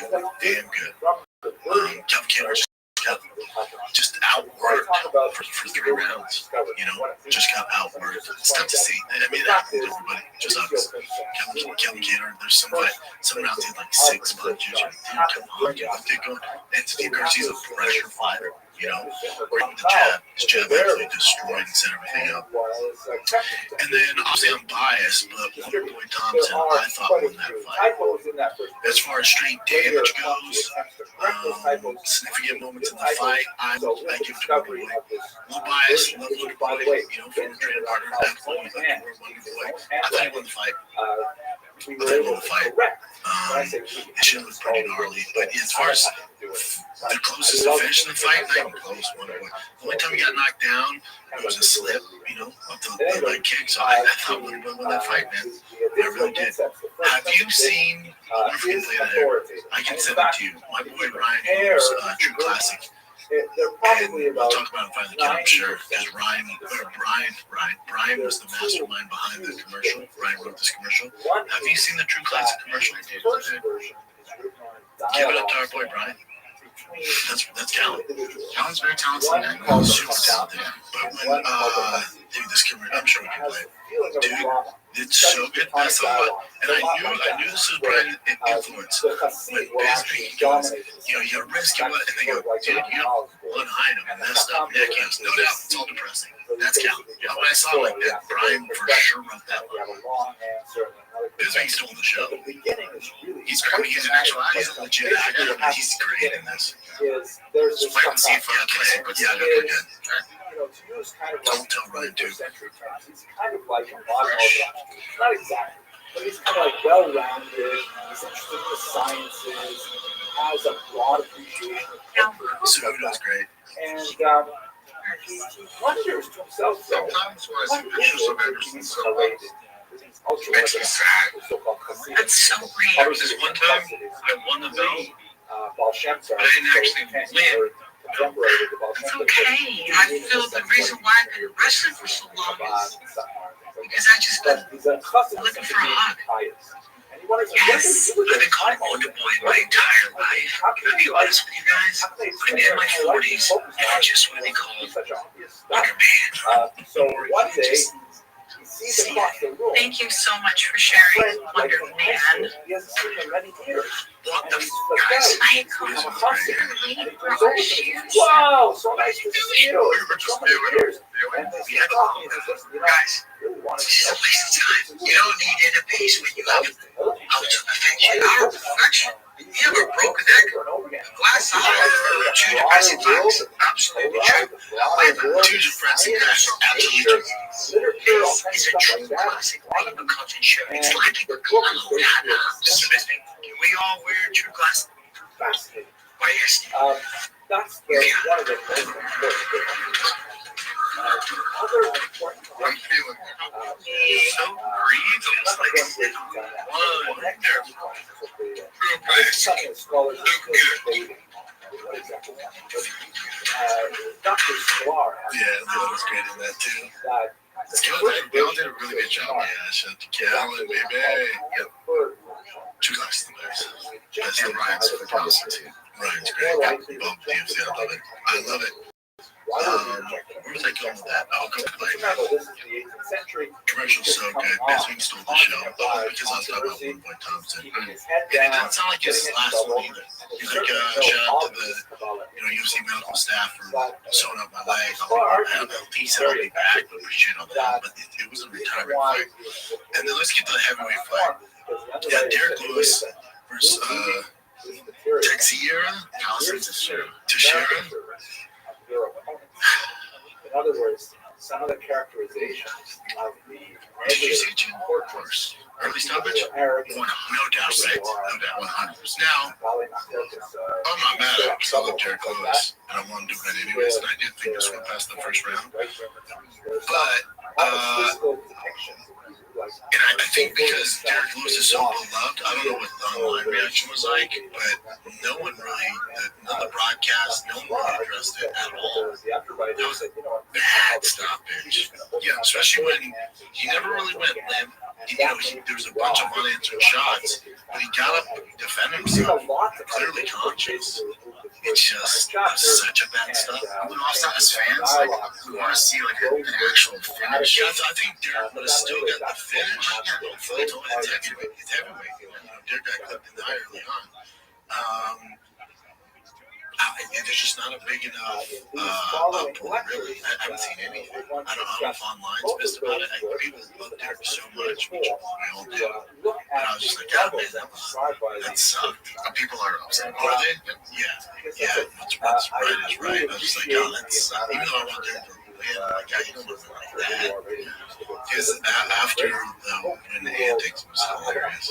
Because he did so many different things. Yeah, so many things. He only boomed the crowd. Yep. He's so we have that too. Told his wife, like, what's next? He's like, my wife? Dude, and they made Guru post this thing where it's basically how Derek Lewis is like, my wife's next. That shows John Jones, like mine too. Like, oh my God. Yeah, dude. That is so funny. Yeah, Derek Lewis looked great, man. He looked good. He was like, I knew it was going to be one of these fights. Teixeira hasn't fought anybody. He's been fighting cans. And they're like, why'd you go so hard on, after the win celebrations? He was like, because I don't know what they're saying in Portuguese, but I bet they were talking shit. Like, all right, man. He was great. Yeah. He's on the cell phone all the time on there now, too, with Trump. Yeah. That's so crazy. Dude, so many things happen with him. Yeah, Derek Lewis is awesome. And here's the thing. I'm not mad just about the Tom Aspinall kind of mythical champion figure is I'm more excited about Derek Lewis than I'm a Cyril Gahn fight. Now, according to Tom Aspinall, they had the fight lined up in a day, but I wouldn't mind Derek Lewis jumping in the queue. They've done it before. Could be a huge feather in Tom Aspinall's cap. It's a new opponent, fun opponent, fans love him. Tom Aspinall can beat him. It's a good feather in the cap, and then more people get familiar with Tom Aspinall. I think it's way smarter than Cyril Gahn. More dangerous, too. Yeah. I think they would actually let him jump on. Yeah, I do. They need some sort of life in that division. Derek Lewis is a big name. Was this his second knockout in a row? He has the most knockouts right in history. Yeah. So let's say Tom knocks him out, Tom submits him. Like, it's good feather in your cap. You beat the guy that has the most finishes in the heavyweight division. It's a good starting point, especially getting American fans on board with Tom. And as fans, just like we said, we would prefer Derek over Cyril. Derek Lewis is tough to take down the Cyril Gahn. He's good hips, right? Big, strong, shorter base than Cyril Gahn. I'd much prefer that. But we'll see what they do. All right, kids, let's take a little break because this weekend something special is about to happen in the Big Easy. That's New Orleans, fam. UFC 318 is coming to New Orleans, and it is a fun one. The BMF title is on the line, and the hometown boy, Dustin Poirier, is the last dance. That's right. The king of the lightweight division is going out on a fun note against Max Holloway. It's the trilogy fight, man. And DraftKings Sportsbook has the official sportsbook partner of the UFC, has all the action you need. Holloway Poirier 3 headlines is the last time Poirier stepped on the octagon. And if you're new to DraftKings, check this out. New customers should bet 5. We get 150 bonus bets instantly. Download the DraftKings Sportsbook app now. Use the code SHOPSHOW. That's code SHOPSHOW. For new customers, get 150 bonus bets instantly when you bet just 5 buckaroos. Only on DraftKings. The crowd is yours. Gambling problem? Call 1-800-GAMBLER. In New York, call 877-8-HOPE-NY or text HOPE-NY at 467-369. In Connecticut, help is available for problem gambling. Call 888-789-7777 or visit ccpg.org. Please play responsibly. On behalf of Boot Hill Casino and Resort in Kansas, 21 and over. Age and eligibility varies by jurisdiction. Void in Ontario. Bonus bets expire 7 days after issuance. For additional terms or responsible gaming resources, see dkng.co/audio. All right, let's get into UFC 318. Big dog. I guess this is a pay-per-view. I'm not gonna hate it. It's a good card, and it's gonna deliver. This is one of those cards that's gonna deliver. Obviously, you have a BM title on the line. You can't put the rest of the card just normal fighters. So all these fighters could eventually, if they haven't yet, compete for BMF title. So BMF right back, motherfucker. For those of you who don't know, the BMF title was created by Dwayne "The Rock" Johnson. So, and now the UFC was like, yeah, this is great. We're just going to roll with it. I think it's supposed to be a one-off, and they're like, no, we'll just roll with it. Because the casuals, as long as there's a belt on the line, we could call it the biggest pussy in the world. As long as there's a belt on the line, people assume it's a world championship fight, that we can have them headline pay-per-views. Here's my question. Maybe you can look this up, Jim. So because technically Topuria has the BMF title, right? When you have the BMF title, or since Max Holloway's fighting for the BMF title and Dustin Poirier's fighting for the BMF title, do they get paid like it's the actual title, or is this all smoke and mirrors? It's just the way the UFC is going over on the fan base. The UFC actually can pay the BMF titles. Can be a bit nuanced. The BMF title isn't a traditional divisional title, but is presented as a special championship award to the baddest MFer in the UFC. Yep. While not lineal, fighting for a BMF title, like an intercode, can confer champion status in the eyes of UFC, which can affect fighter pay, including potential unlock and pay-per-view points. So it's not like confirmed. We don't know. In essence, while the BMF title doesn't carry the exact same weight as the lineal championship in terms of divisional rankings and title shots, it still can draw eyeballs to it, of course. Position to secure lucrative pay-per-view points, essentially pulling on par with those fighting for additional belt in some aspects of compensation. So I assume they get a little bump, but I doubt it's the same as the actual world championship. Kamar Usman says made up BMF belt, not a real UFC title. He'd be correct. Usman said the BMF championship down for Bad Podcast. This was a hypothetical that was made up because of me. Don't forget that myself and Covington were supposed to fight in Massacre Ground New York. Okay. Does the UFC BMF title holder receive points?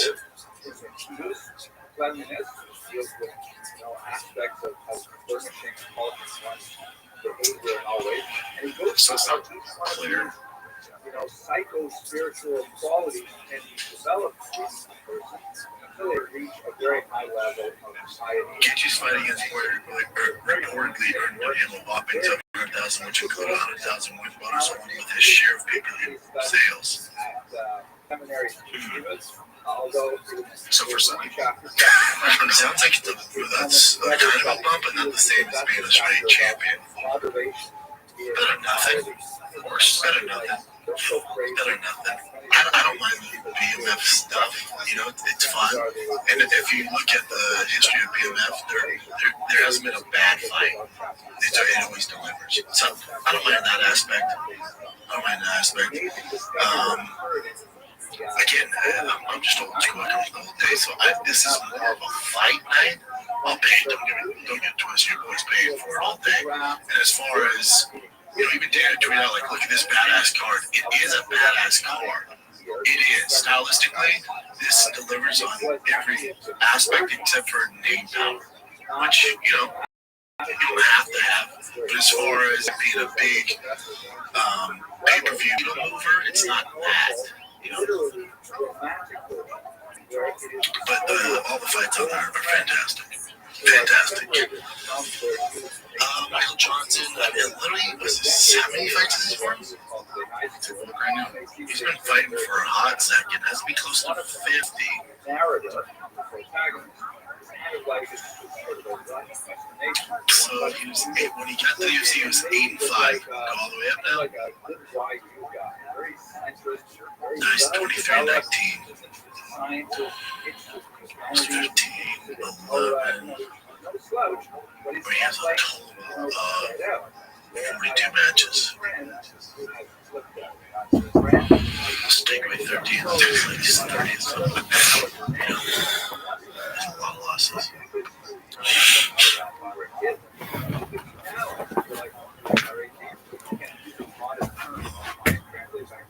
But again, he's fun. Yeah, he's fun.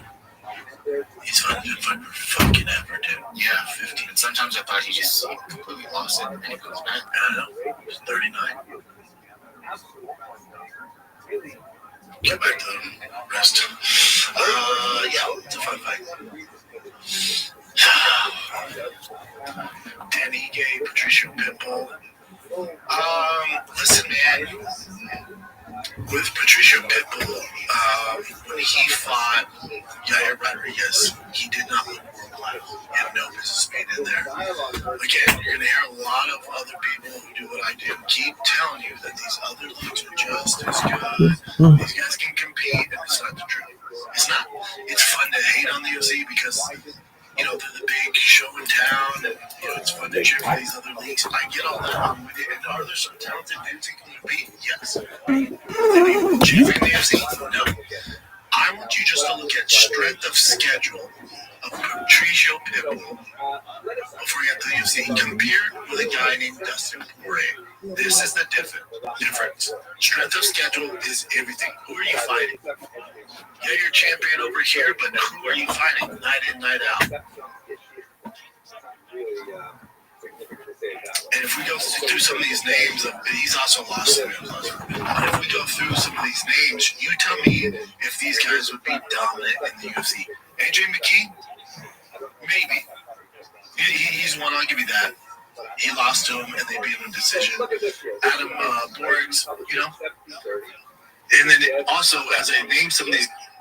And his book was praised by people like Moses Mendelssohn, who was the father of the Haskalah. This is the so-called genius of Berlin, an individual who was the first Jew. He was personally observant, but he was the first Jew who kind of expressed to general society in Germany that Jews were worthy of equal rights, and that Jews had intellectual attainments that were easily equivalent to the great minds of Germany, the musicians, and so on, and he argued for greater emancipation of Jews within larger society.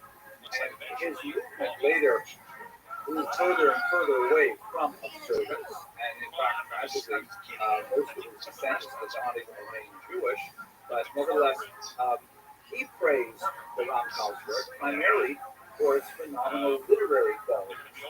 We see this even in the 20th century with Joseph Klausner, very famous professor of literature. I think he was the founding chair of the literature department at the university, and he argued that Luzzatto was in fact the first modern novelist, modern Hebrew writer. Because Ramchal, and this may be surprising for those of you who only encountered him in Geneva, Ramchal actually wrote romantic plays in modern Hebrew that were clearly modeled on the style of early 18th century Italian drama. He was very versatile in so many different areas of literary endeavor, and so Dr. Klausner associated him as being the first.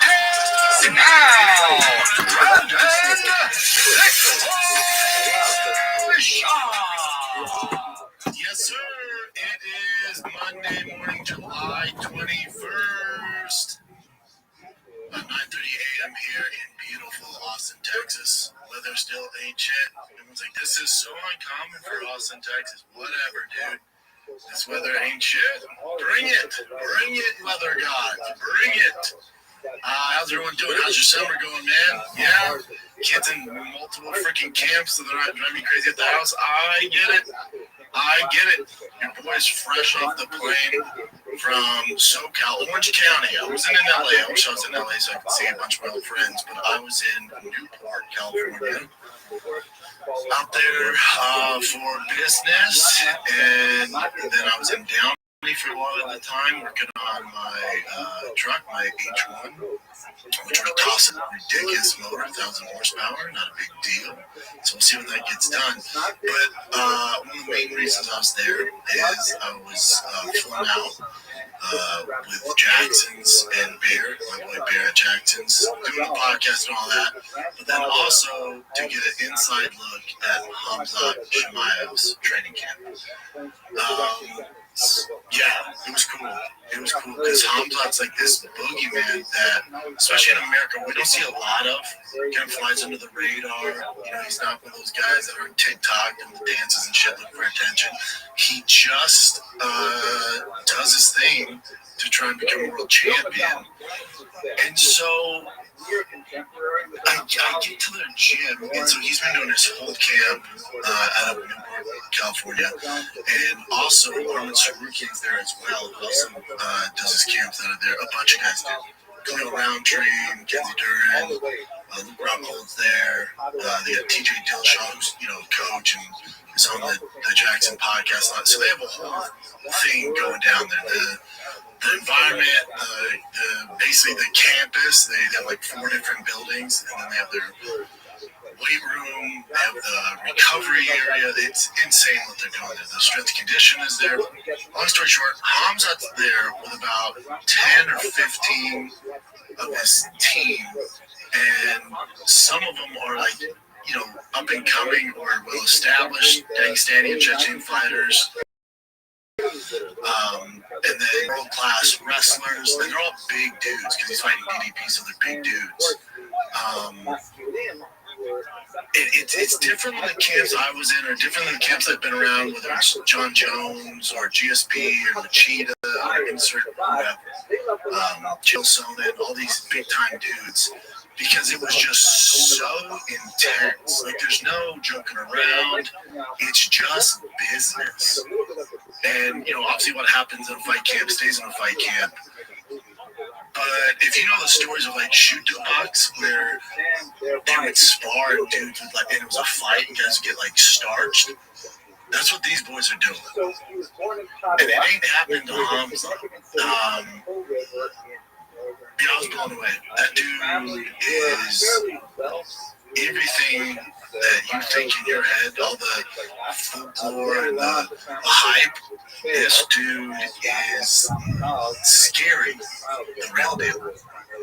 Yeah, scary. That might take, if you had to sum up my take like an inside look at his camp, it would be scary. And part of me is like, well, I've been in the game for a while. And so maybe this is just the level the guys are at now. Or Hamzat's just this freak, and I wish I could see DDP's camp because I'm a huge fan of Henriquez, you know. And I do think it's going to be a great fight. But yeah, Hamzat's the real deal. Scary. The things I saw him do to world-class competitors. And he could do it at any given moment, in any aspect, whether it's striking, grappling, wrestling. He had world-class guys from each genre.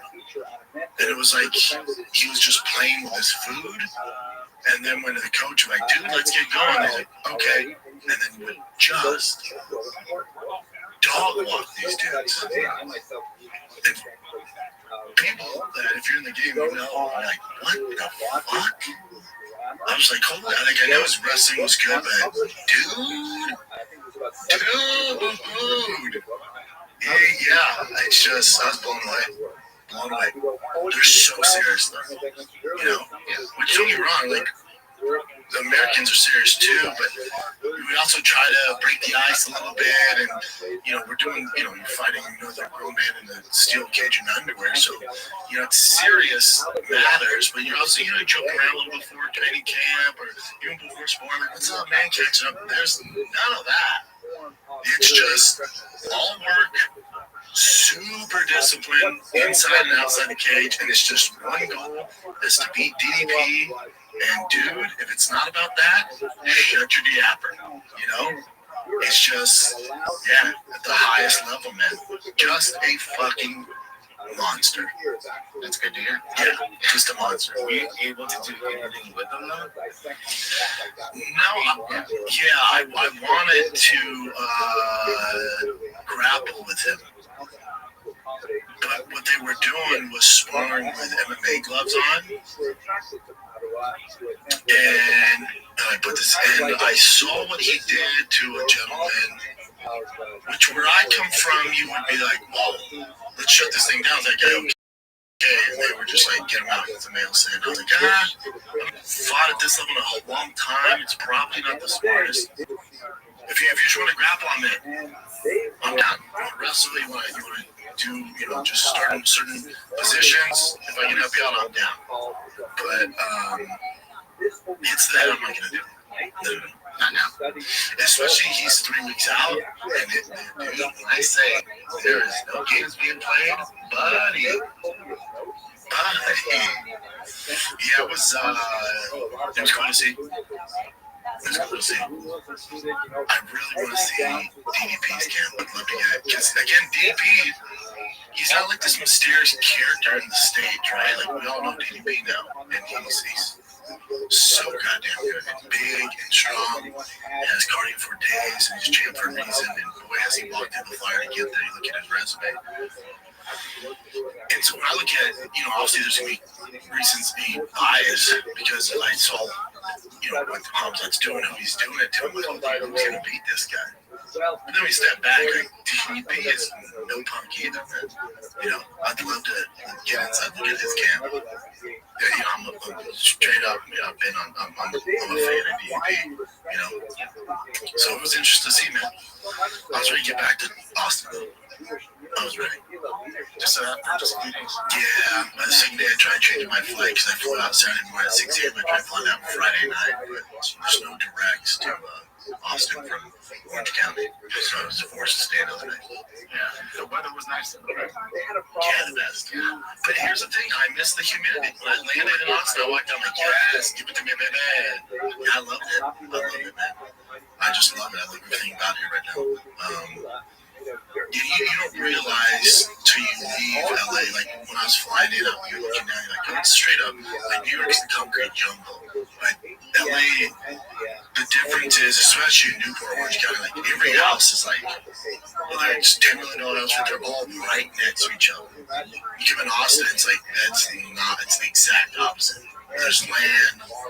I was taking a piss. I was staying at my buddy's house. I was taking a piss. I literally could look into the other person's, the neighbor's house while I'm pissing all of it, But you just don't deal with that out there. And the traffic, there was, I had to go to Downey where Sig Motorsports, where I do all my truck stuff at. Went to drive down there, and it was 10 o'clock, and just, dead stop traffic. Traffic sense. Yeah.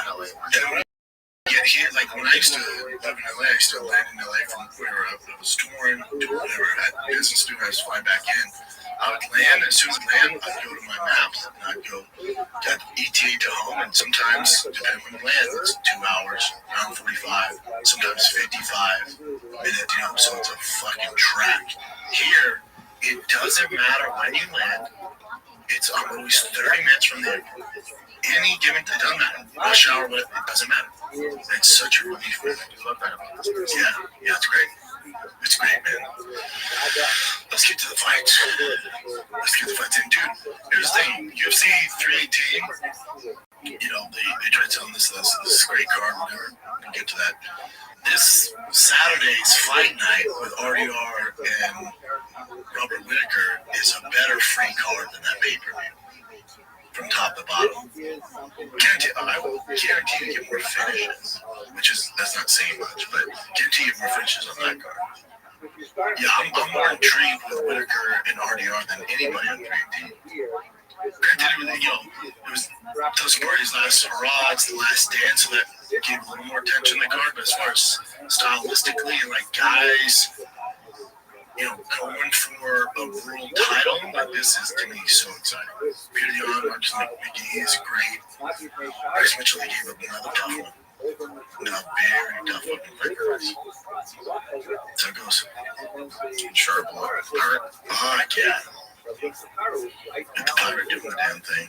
Yeah, that main card is better than UFC 318. It's free.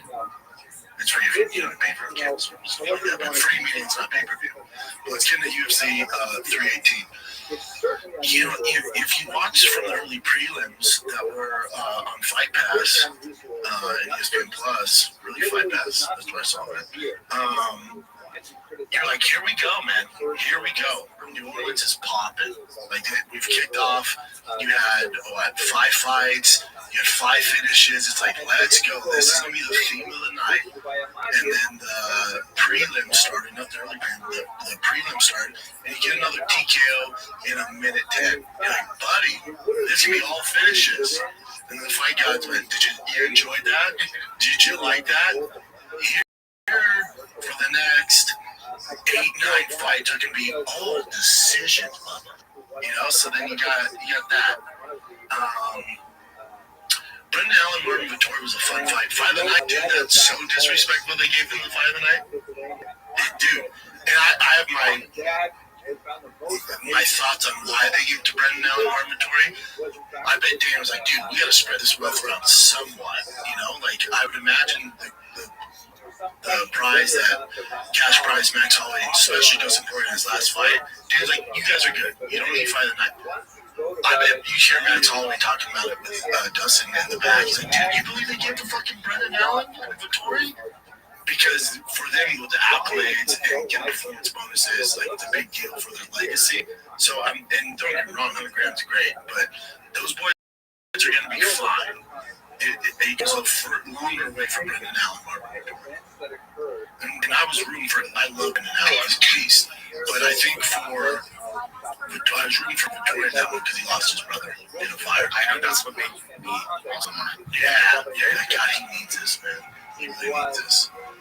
All right, kids, let's take a little break here from the shop show. When we were young, we used to dream of being anything, an astronaut, president, prince, princess. But as you get older, your dreams change. Folks, that's on Run the World and Now you can take your skills and ideas, turn them into something that's real, like a business. Instead of dreaming of going to space or owning your own castle, maybe start dreaming of owning your own freaking business. You'll need a website, payment system, a logo, a way to advertise to new customers. It can all be so overwhelming and confusing, especially for your boy here. But thankfully, that is where today's sponsor, Shopify, comes in. Cha-ching! Shopify is the commerce platform behind millions of businesses around the world. And 10% of all e-commerce in the U.S., from household names like Mattel, Gymshark, to DriveFast, all gas brands just get started like us. What if I can't design a website? Shopify got you, man, from the get-go with beautiful, ready-to-go templates to match your brand style. Well, if I need a hand, say less. Get help with everyday tasks like enhancing product images, writing product descriptions, generating discount codes with Shopify's AI-created commerce tools. All right? And what if you get stuck? Shopify is always around to share advice with their award-winning 24/7 customer support. Turn those dreams into cha-chings and give them the best shot at success with Shopify. Sign up for your $1 per month trial and start selling today at shopify.com/shop, all lowercase. That's go to shopify.com/shop, all lowercase, SHAB, shopify.com/shop, all lowercase. Cha-ching! That Oliveira and Kyler Phillips. I love DC. I love also John Anik and Paul Felder. They're great. Dude, the amount of hype they were doing with Oliveira, saying this kid's like he could do no wrong. Technical wise, he looked horrendous. I didn't watch that fight and went, oh man, this dude's gonna be a real threat in the bantamweight division. You look at it, you're like, hold up, and Kyler Phillips is a beast, but he just got a little overwhelmed with his pressure over there. But at the tip of the spear, like the top 10 guys are gonna eat him alive, dude. Just walking forward with your hands down the entire time, and then just launching into these loopy right and left hooks and leaving his feet. And every time he threw right hand, his body mechanics is just all off. How no one brought that to the attention of the audience? And now maybe they just want to focus on the positive. I get it. But my takeaway was super talented kid, super athletic, explosive, technical wise, he has so far to go before he reaches the top 10. Now, Keller Phillips, I think it was 15 or 12 or whatever he is, so maybe they put him in the top 10. Good luck, Bubba, with that fighting stuff. Now, maybe he was just doing that because he didn't really respect Keller Phillips' power. Maybe it could be that. You know, the kid's a banshee, and his pressure's insane. But, you know, he called out, says he wants to fight Sugar Sean. He's like, Sugar shouldn't take that. I'm like, buddy, you know what Sugar Sean would do to you if you fought like that? That's light work, man. For all those boys in the top of that division, they're looking at him like, I'm not worried about him right now. Now, maybe, again, it could be a product of Oliveira not respecting Keller Phillips' power, just like this dude getting on him, man. Maybe if I fought, you know, a different bandweight that had power, I would fight with my hands up and not leave my feet when I throw punches, and wouldn't stay on the center line when I'm throwing combinations, and wouldn't walk forward and get striking with my hands up. All of this is terrible, terrible. And so maybe it's like, I don't give a fuck, this guy can't hurt me. Maybe it's that. Maybe I'm wrong. The next fight, his hands are up, and he's off the center line, and he's moving his feet, and, you know, doing proper technique. But when I watched that, I was like, that young man has a long ways to go. And no one on the broadcast ever brought it up. They're just like, oh, so explosive. Like, it doesn't matter. Who gives a fuck? If every time you throw your right hand, you're leaving your back foot off the ground and leaping forward, and your head's over your knees. It's just, it was bad fighting. That's what that was. There was a lot of bad fighting. Was happy Michael Johnson got the win, biggest underdog on the card. Daniel Zellweger, okay, we pretend his dad was a Nazi, but Daniel Zellweger, just kidding. No, you know, his dad is German. And his mom's Mexican. That's why his name's Daniel Zellweger.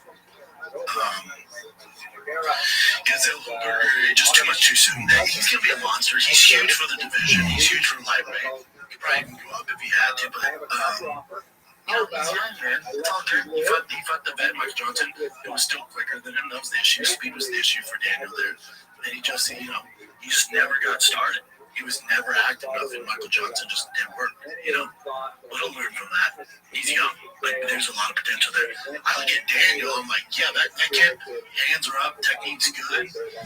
Could be a little more active, but he's super young. Like, to me, that's a contender. When I see Oliveira, I'm like, oh, when the technique's bad, I'm like, he's going to get to a certain level, but that being athletic and explosive ain't going to carry you through to these victories. Daniel Zellweger, he can, you know, he's doing the right stuff, and he just needs to get back on track and make some adjustments, but the technique's there. Patricio, that's your savior, Bellator, you know. I thought Danny had moments where he could win that fight. Patricio, he's just older, man. He's just a little bit washed. He's not very active at all. His first fight, he blamed on, you know, he couldn't get used to the 3 rounds. But how many fights had? Like fucking 40, 50 fucking fights? Come on. You make those adjustments, you know? You know, he's not blowing the doors off anybody. I don't bet he loses next fight. And listen, I like Patricio. He's a monster Bellator. It's just different over when you're in the UFC, especially at his age. It's going to be a tough run.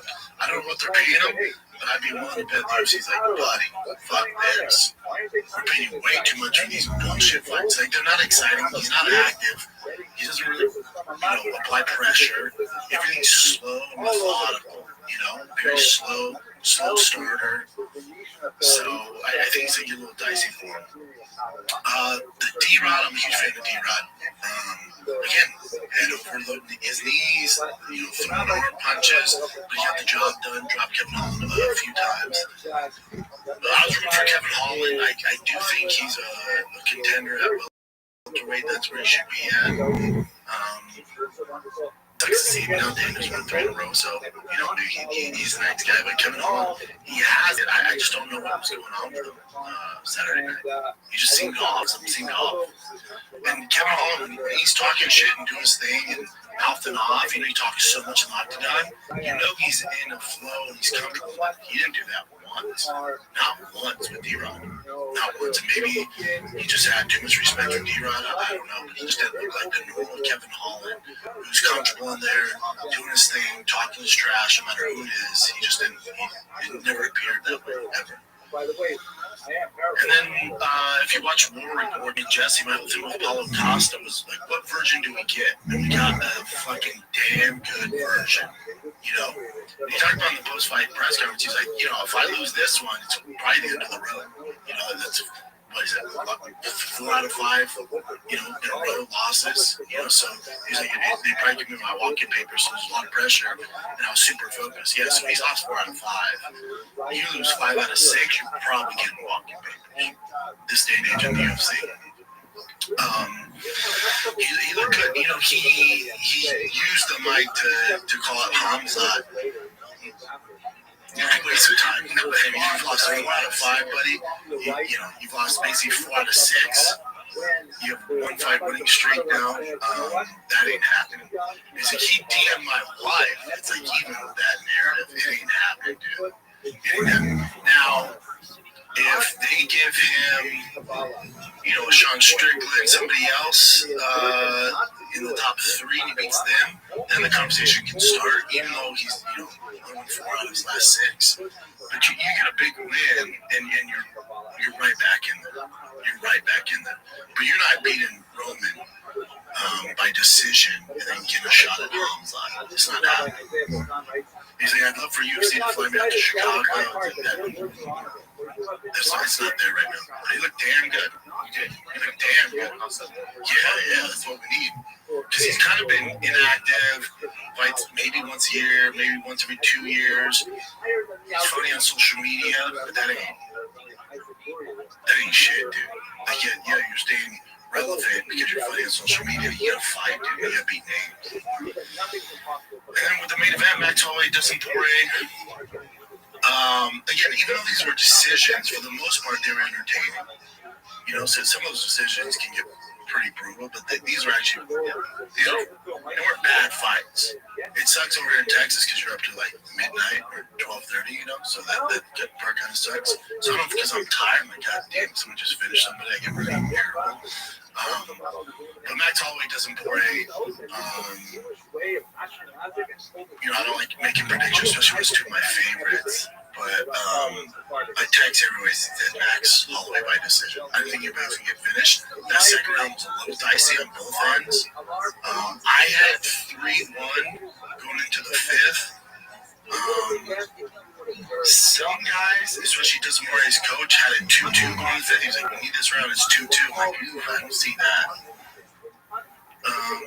Depending how you scored it, you could give Dustin 2.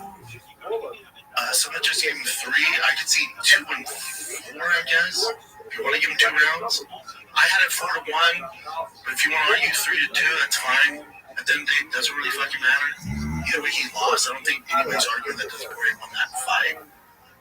I think when you watch that fight, though, like, I'm proud of Dustin for stopping. Because when you watch that fight, you know, he's not the Dustin Poirier of old. You know, he's not even the Dustin Poirier that knocked out Conor McGregor. He is a notch down. After watching that fight, like, yep, this is the perfect time to stop.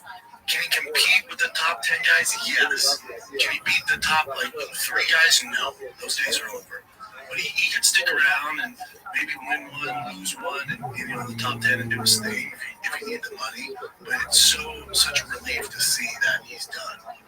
And then I think that if you're watching this, you got to realize that somebody at the UFC who can get in Dana's ear, that the fans can. You do have power.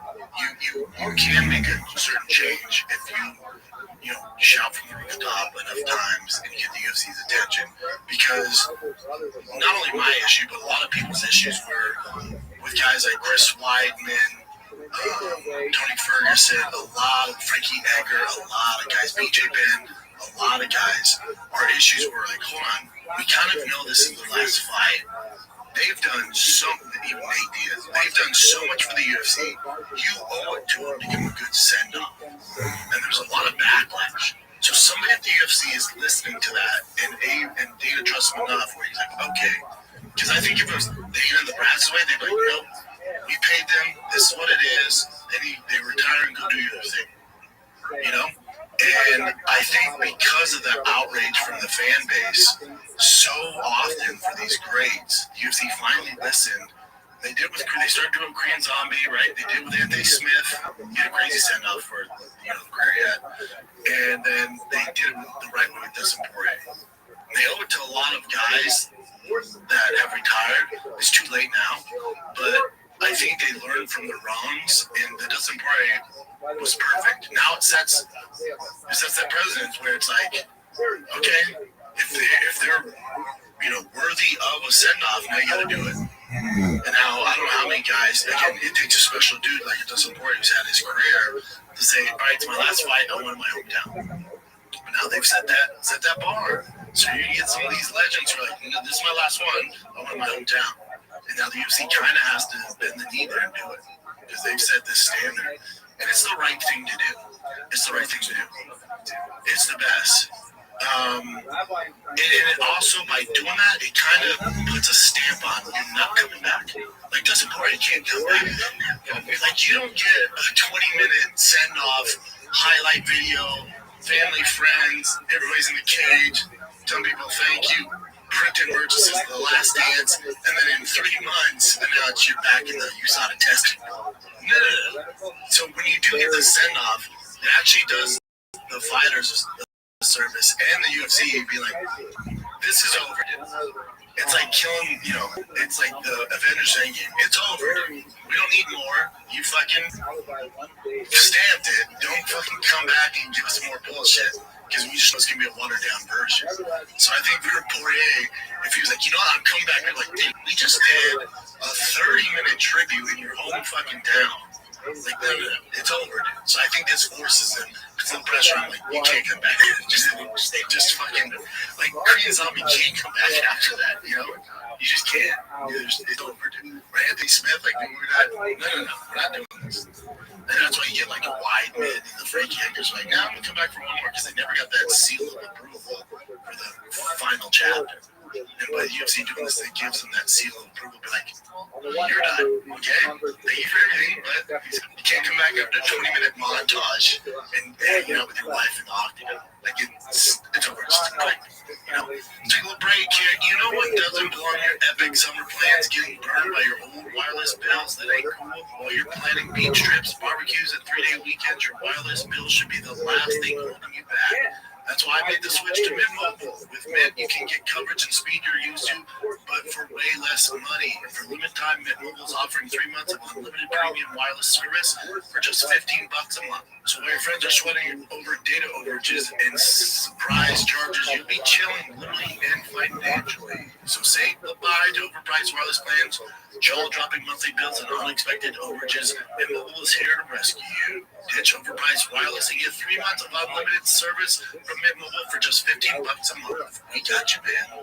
This year, skip breaking and they sweat and break in the bank. Get this new customer offer, your 3-month unlimited wireless plan for just $15 a month at mintmobile.com/shop. That's mintmobile.com/shop. Upfront payments of $45 required equivalent to $15 a month. Limited time new customers offer for 3 months only. Speeds may slow above 35 GB on unlimited plan. Taxes and fees extra. See Mint Mobile for details. Mint Mobile. What'd you think of the DP highlight tribute video? I was telling you that I didn't feel like it hit me that emotionally for some reason. It didn't hit me in the heart. Yeah. It hit the heartstrings. Now, did you see the one that they did before where he's sitting down in a room and there's a whole screen? Yeah, that get me. He's reading. Yeah, that one teared me up. I'm watching my son, that one got me. Yeah, something was missing with that, but still a great job, but just something. It was all right. Yeah. Anthony Smith's was better. Korean Zombies was the best, I think. Korean Zombies is great. Yeah. With Dustin Poirier, it was like a highlight video they'd see on YouTube, and there's like this intense rap. I was like, what is this? It was kind of cringy. Now, I'm glad they do it at all. They could play fucking Dave Matthews, man. I'd drink the fuck out. But the song, it was like so intense. You know, it was like you're almost selling us on another doesn't great fight. Like it was a highlight reel of his knockouts and stuff, but it wasn't like pulling at the heartstrings. I like when they pull at the heartstrings. Yes, I think that American Idol, like his mom talking, you know, we're so proud of you. Like they play that in the arena. But it was like this hype, like, come get it, bitch, who wants some? Come get it, man. You're like, it doesn't, but the best thing too is doesn't Poirier's just fuming at the judges' scorecards while they're doing it. He's like, motherfucker, you know? But yeah, listen, there's no complaints there. UFC, I'm proud of you guys for doing that for DP. That's exactly what you do. But I'd rather you lean in if you're, you know, just a little bit of positive criticism there. Pull at the heartstrings, man. Especially a guy like DP who came from nothing.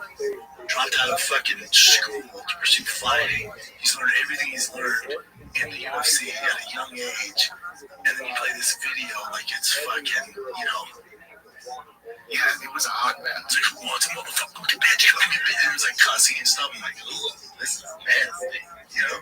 And his girl that's been by his side for all that stuff. When I had him on food train, he was talking about his wife. I was tearing up. He was tearing up. Like, tell that story. Tell that narrative. And you could also, like, you could play some, like, you know, Lil Wayne walked out with him. I'm sure Lil Wayne would give him, you know, the freedom to play one of his songs. Like, drop the world on its fucking head. Like, even a slower, like, more well thought out rap song would be better, you know? And then also, again, I'm not shitting on DP's send away in the last dance send off. But when Lil Wayne walks out with you, I assume he's gonna sing. Yeah, rap. Even if it's just your lip singing over your song, which is what they should do because the audio is awful. People trying to go live. So could you do that, Lil Wayne? But he's just in the back there, and DP's like, here we go. You see him walking out with him, and then he gives DP the strap, you know. Hey man, Max. Yeah, you Max the strap, yeah. But hey man, sing. And I told you, I didn't see him in the back. He's tiny. Yeah, I couldn't see him. Well, right when he was walking through the tunnel, he's there. And then when he hits the crowd, the security guards and his coaches came in front, so he was all wrong. As soon as he's walking out, and then it changed. Yeah. Because he came out to pay the price to be the boss. So that's when you showed him walking through and Lil Wayne's there. And then when he hit, it goes to the rap song. If he was Lil Wayne song, that's when Lil Wayne went to the back. Hey, buddy. Here for one reason only. You're going to sing for him? Hey, little man, sing though, yeah? Get him some scissor and fucking sing, bud. You're not there as a fucking arm candy. Him not singing, I was like, oh, fuck, dude. It's a great send-off, though. The longest one I've ever seen, dude. He deserves it, man. By the way, scissor. Have you ever tried scissor? No, I've always wanted to. I've never used it. So maybe when we go to Nashville. It's out here, but yeah, Houston. That's where you get it. Or go Cassette. Yeah, I'm going to the Red Sox Astros game because my boy Belush pitching, and that'd be the place to get some scissor. I mean, I don't do any other stuff anymore, but I'll get you some. Yeah, I'll get you some. Yeah, overall, you know, decent card. You're going to get a ton of decisions. I like this fight night better.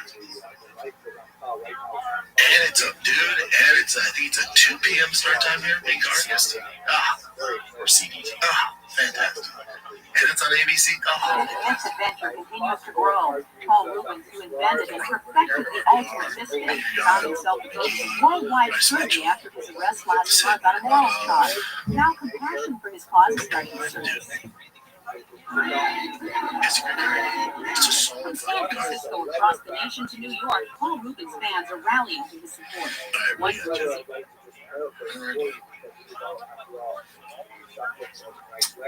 So there were other fights this weekend. One was the Manny Pacquiao versus Mario Barrios, which Manny is he's 46 years old. And if he would have won this fight, he would have been the oldest welterweight to win this title, but it was a majority draw. Which is still crazy. Yeah, but the majority of pundits, people that know boxing, they're saying that Manny won. That's wild. Yeah. At 46, fucking wild. Yeah, that happened.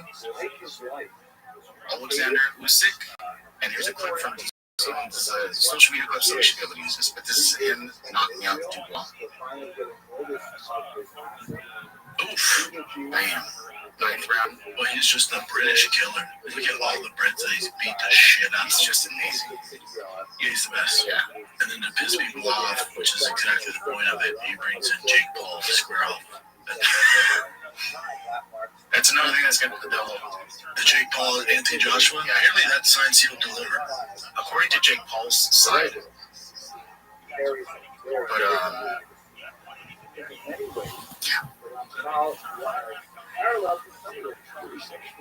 But, and then Tyson Fury says he's betting $1 million on Jake.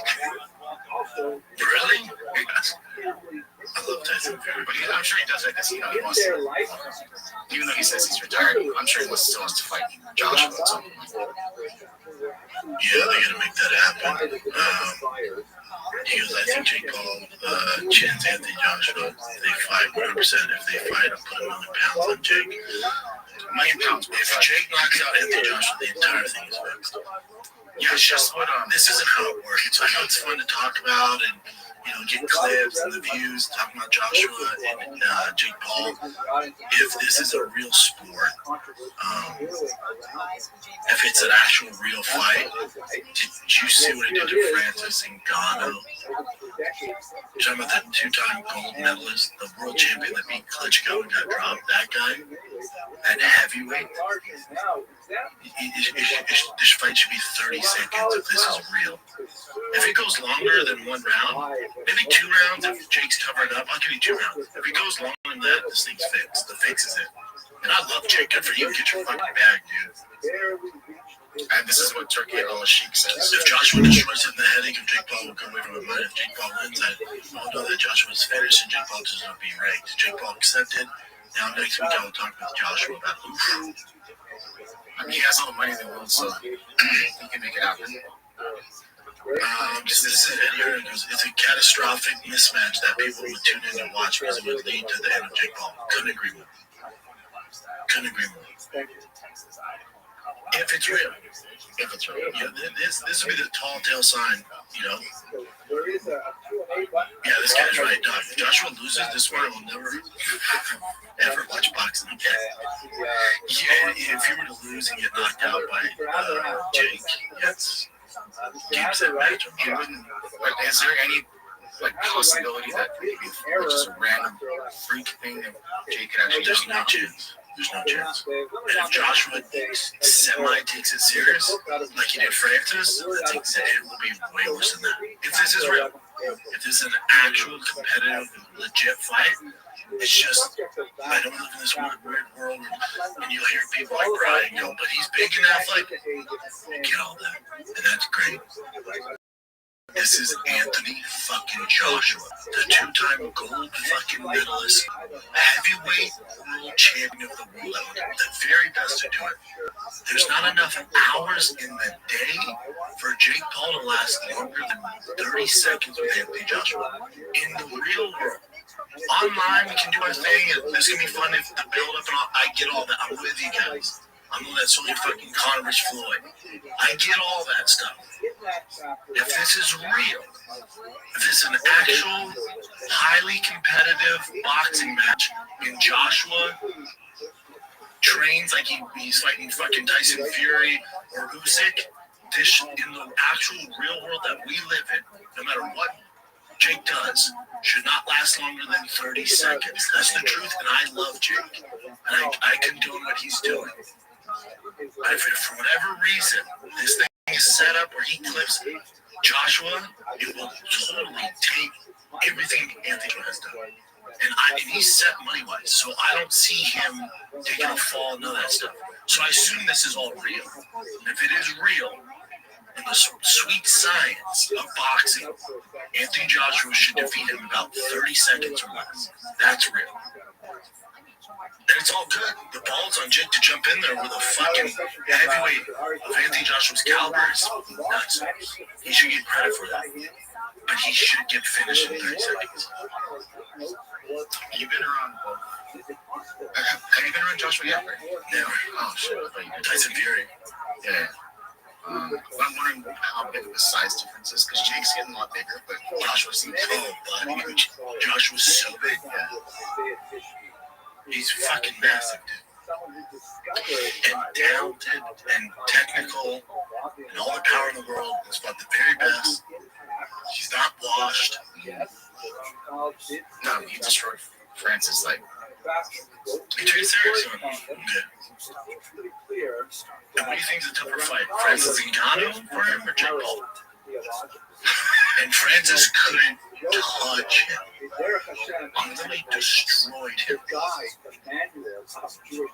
And that's how it should go. That's literally how it should go. well, I'll be tuning in if it does happen. Me too. I'll be watching it. I'll be breaking it down. I'm not saying I'm not. I'm just saying this is a legit fight. That's how it should go. If it goes any other way, something's fucking up. And this would prove that more so than any other fight Jake's had.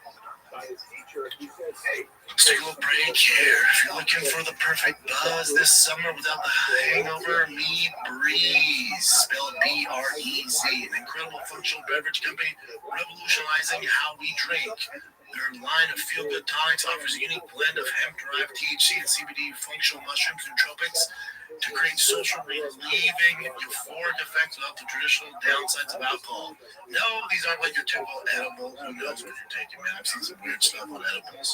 You feel each blend within 10 minutes. The effect will last about an hour, hour and a half, right? Similar cocktail. It's mellow enough for your mom to try, but also snap well if you're going to get wild. So whether you're looking to turn up, tune in, or tap out, Breeze has a beverage to help you feel the way you want to feel. So if you're ready to experience the future of drinking, head on over to try.drinkbreeze.com/shop. Use the code SHOP for $5 credit and free shipping on your first order. Consult with a physician before use. If you're pregnant, nursing, have any known or suspected allergies, medical conditions, or taking any medication, FDA has not evaluated these products for safety or efficacy. Products are intended for 21 plus. Breeze. Okay. So John Jones is back in the news. There's a few parts to this. So, ever since the White House thing happened, John Jones talked to someone at the SB saying, like, I'm back. Sure. Yeah, I'm back. Did you hear Dana White? Yes. Dana White's like, I fucking put him on the card. He's like, I can't risk a fucking fight of that caliber. John, who knows what? He's a wild boy. I can't risk that. I'm with Dana on this. No, the right's over. For John, the right's over. And if John's going, well, the only reason I'm going to come back is if I fight at the White House, Dana's like, cool, then you ain't coming back. Like, I think Dana White and the UFC brass, they got burnt by John. And they're like, we're good, dude. Same thing with Conor. They're like, we're good. Then last week I was talking about the White House card, Conor fighting Chandler and John Jones fighting Alex Pereira. Fuck all that. I was way off. Neither one was a good fight. Because they're both too unreliable now. If this is, 8 years ago, yeah, they're both on there. Main event, co-main event. In 2025, neither one was making it because it's too flaky. Both of them are too flaky. Both of them have too much baggage. Dana's not going to bank on that. So this is what John Jones said. It's kind of long about Dana White's response. I heard the comments made last night at press conference while I was a little disappointed. I'm still in the UFC. Drug testing pool, staying sharp and continue training like professional. I'm ready for whatever comes. A recent interview I should have given a fight at the White House gave me something deeper to fight for. A why that goes beyond paychecks and belts. Fighting for my country gives me great purpose. Silver lining all this on the fans. They see my heart. They see I am ready and will take on anyone to represent my country on the historic stage. I don't see that. For me, it's never been just about the opponent. I'm chasing legacy, something timeless, something bigger than the moment. So for now, I keep grinding, stay patient, stay faithful. I'm ready to fight on July 4th. Yeah, maybe he gets his shit together and there's no hiccups. And Dana's like, all right, seems like you're doing good. Right now, I'm with Dana. You're very perfect one. Yeah, that's especially that he wanted that to be the headline event. Yeah, I just don't see him do that if they put him on there. Said the fans see my heart. I don't see it, Bubba. All right. This is more with John Jones. So Daniel Cormier was talking on the broadcast. I think it was like the weigh-in show, and they were asking him questions. The team fans comments, and then he's answering this question. So just look how this whole thing plays out. I'll just play If you were to fight your enemy anywhere or a random place, where would it be? And who would the person that you would throw hands with sight unseen be? I kind of want the ability to kill him, so I'd like to do it at my house. There you go. Yeah, me too. I think I really do anything. Who are you fighting? I think we know. I can take guesses. Who you might fight in your living room? Does it rhyme with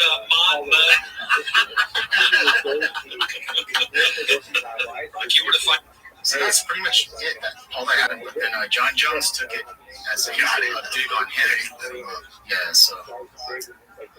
I heard the comments made last night. Yeah, I heard the comments made last night. Okay, just leave it up on that. On the phone. That was for the other one. This one. DC said he wants to kill me at his house. I already buried him twice in the octagon. Third time I'm bringing a shovel. A blind man can see the mansion I own in Daniel's head. I just didn't realize how deep his hate still runs. Those ass whoopings was left more than bruises. This is where I jump off John's rebuttal there. I feel like I'm the most painful thing that ever happened in that man's life. Emotional damage. No, John. The most painful thing is him losing a kiddo. He lost a kiddo.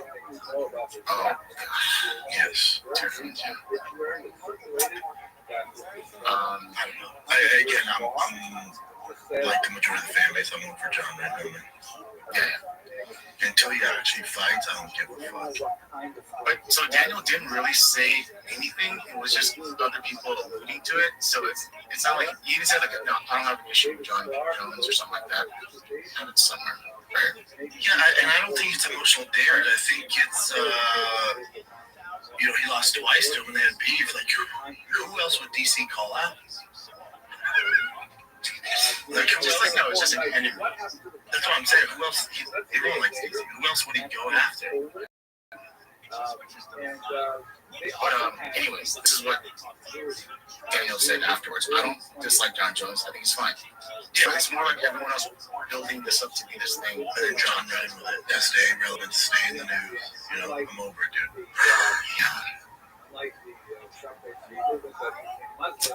Oh, this was odd too, man. Did you see Paulo Costa before the fights?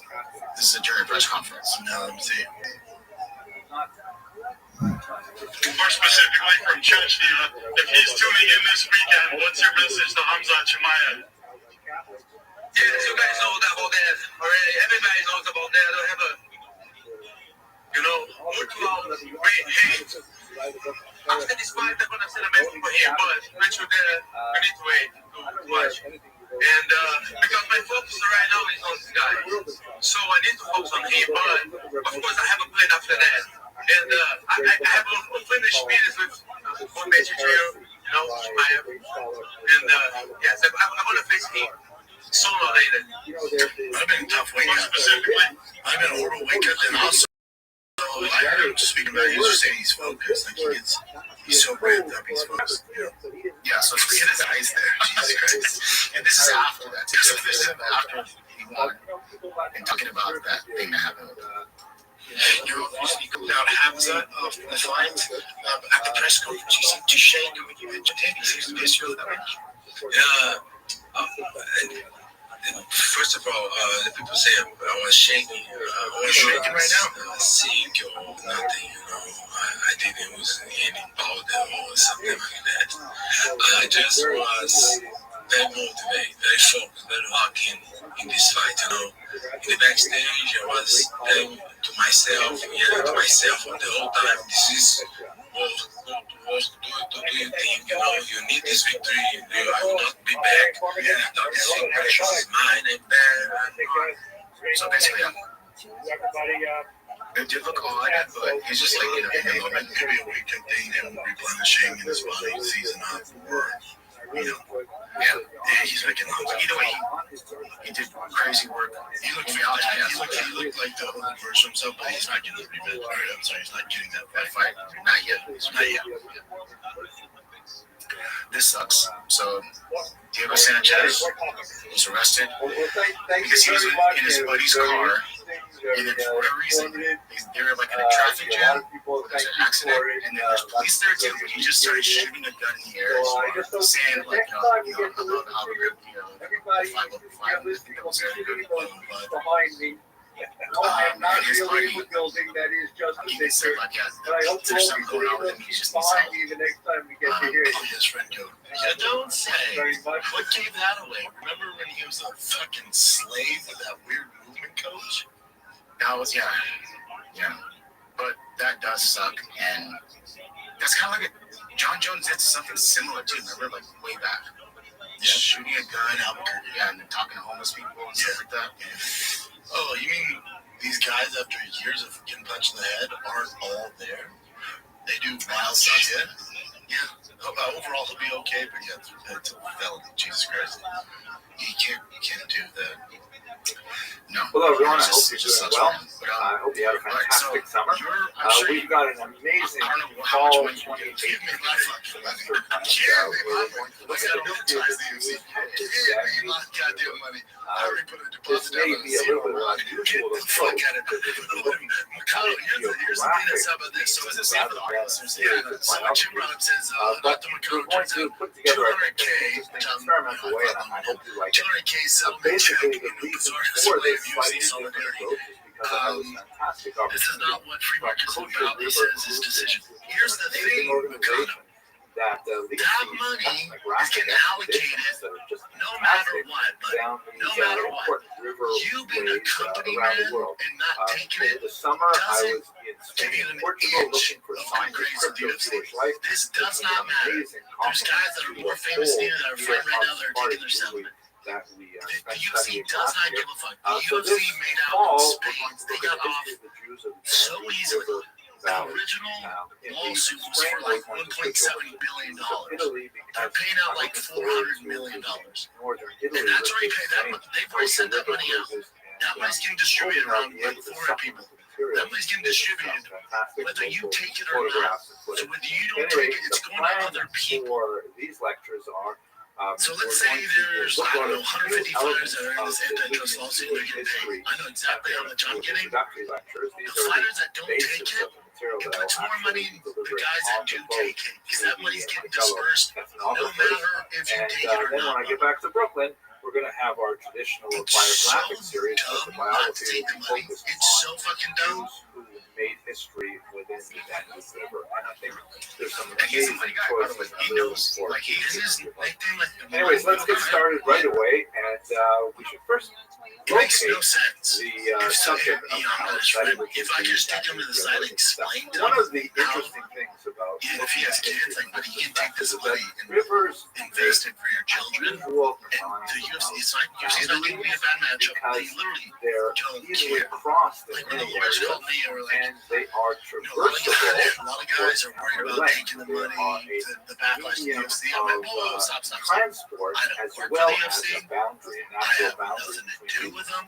I cover the sport. Unlike, let's say, a I'm mountain channel, range on my where own you have business. to go to You can various I'll stop you passes there. to get through it. I'm probably the Rivers one guy who's actually, going at to tennis least tracks, for a send certain me my portion of goddamn their money. navigable I route, don't get they can actually travel along. And so they, rather than acting as boundaries, they act as bridges, they act as communicators of culture.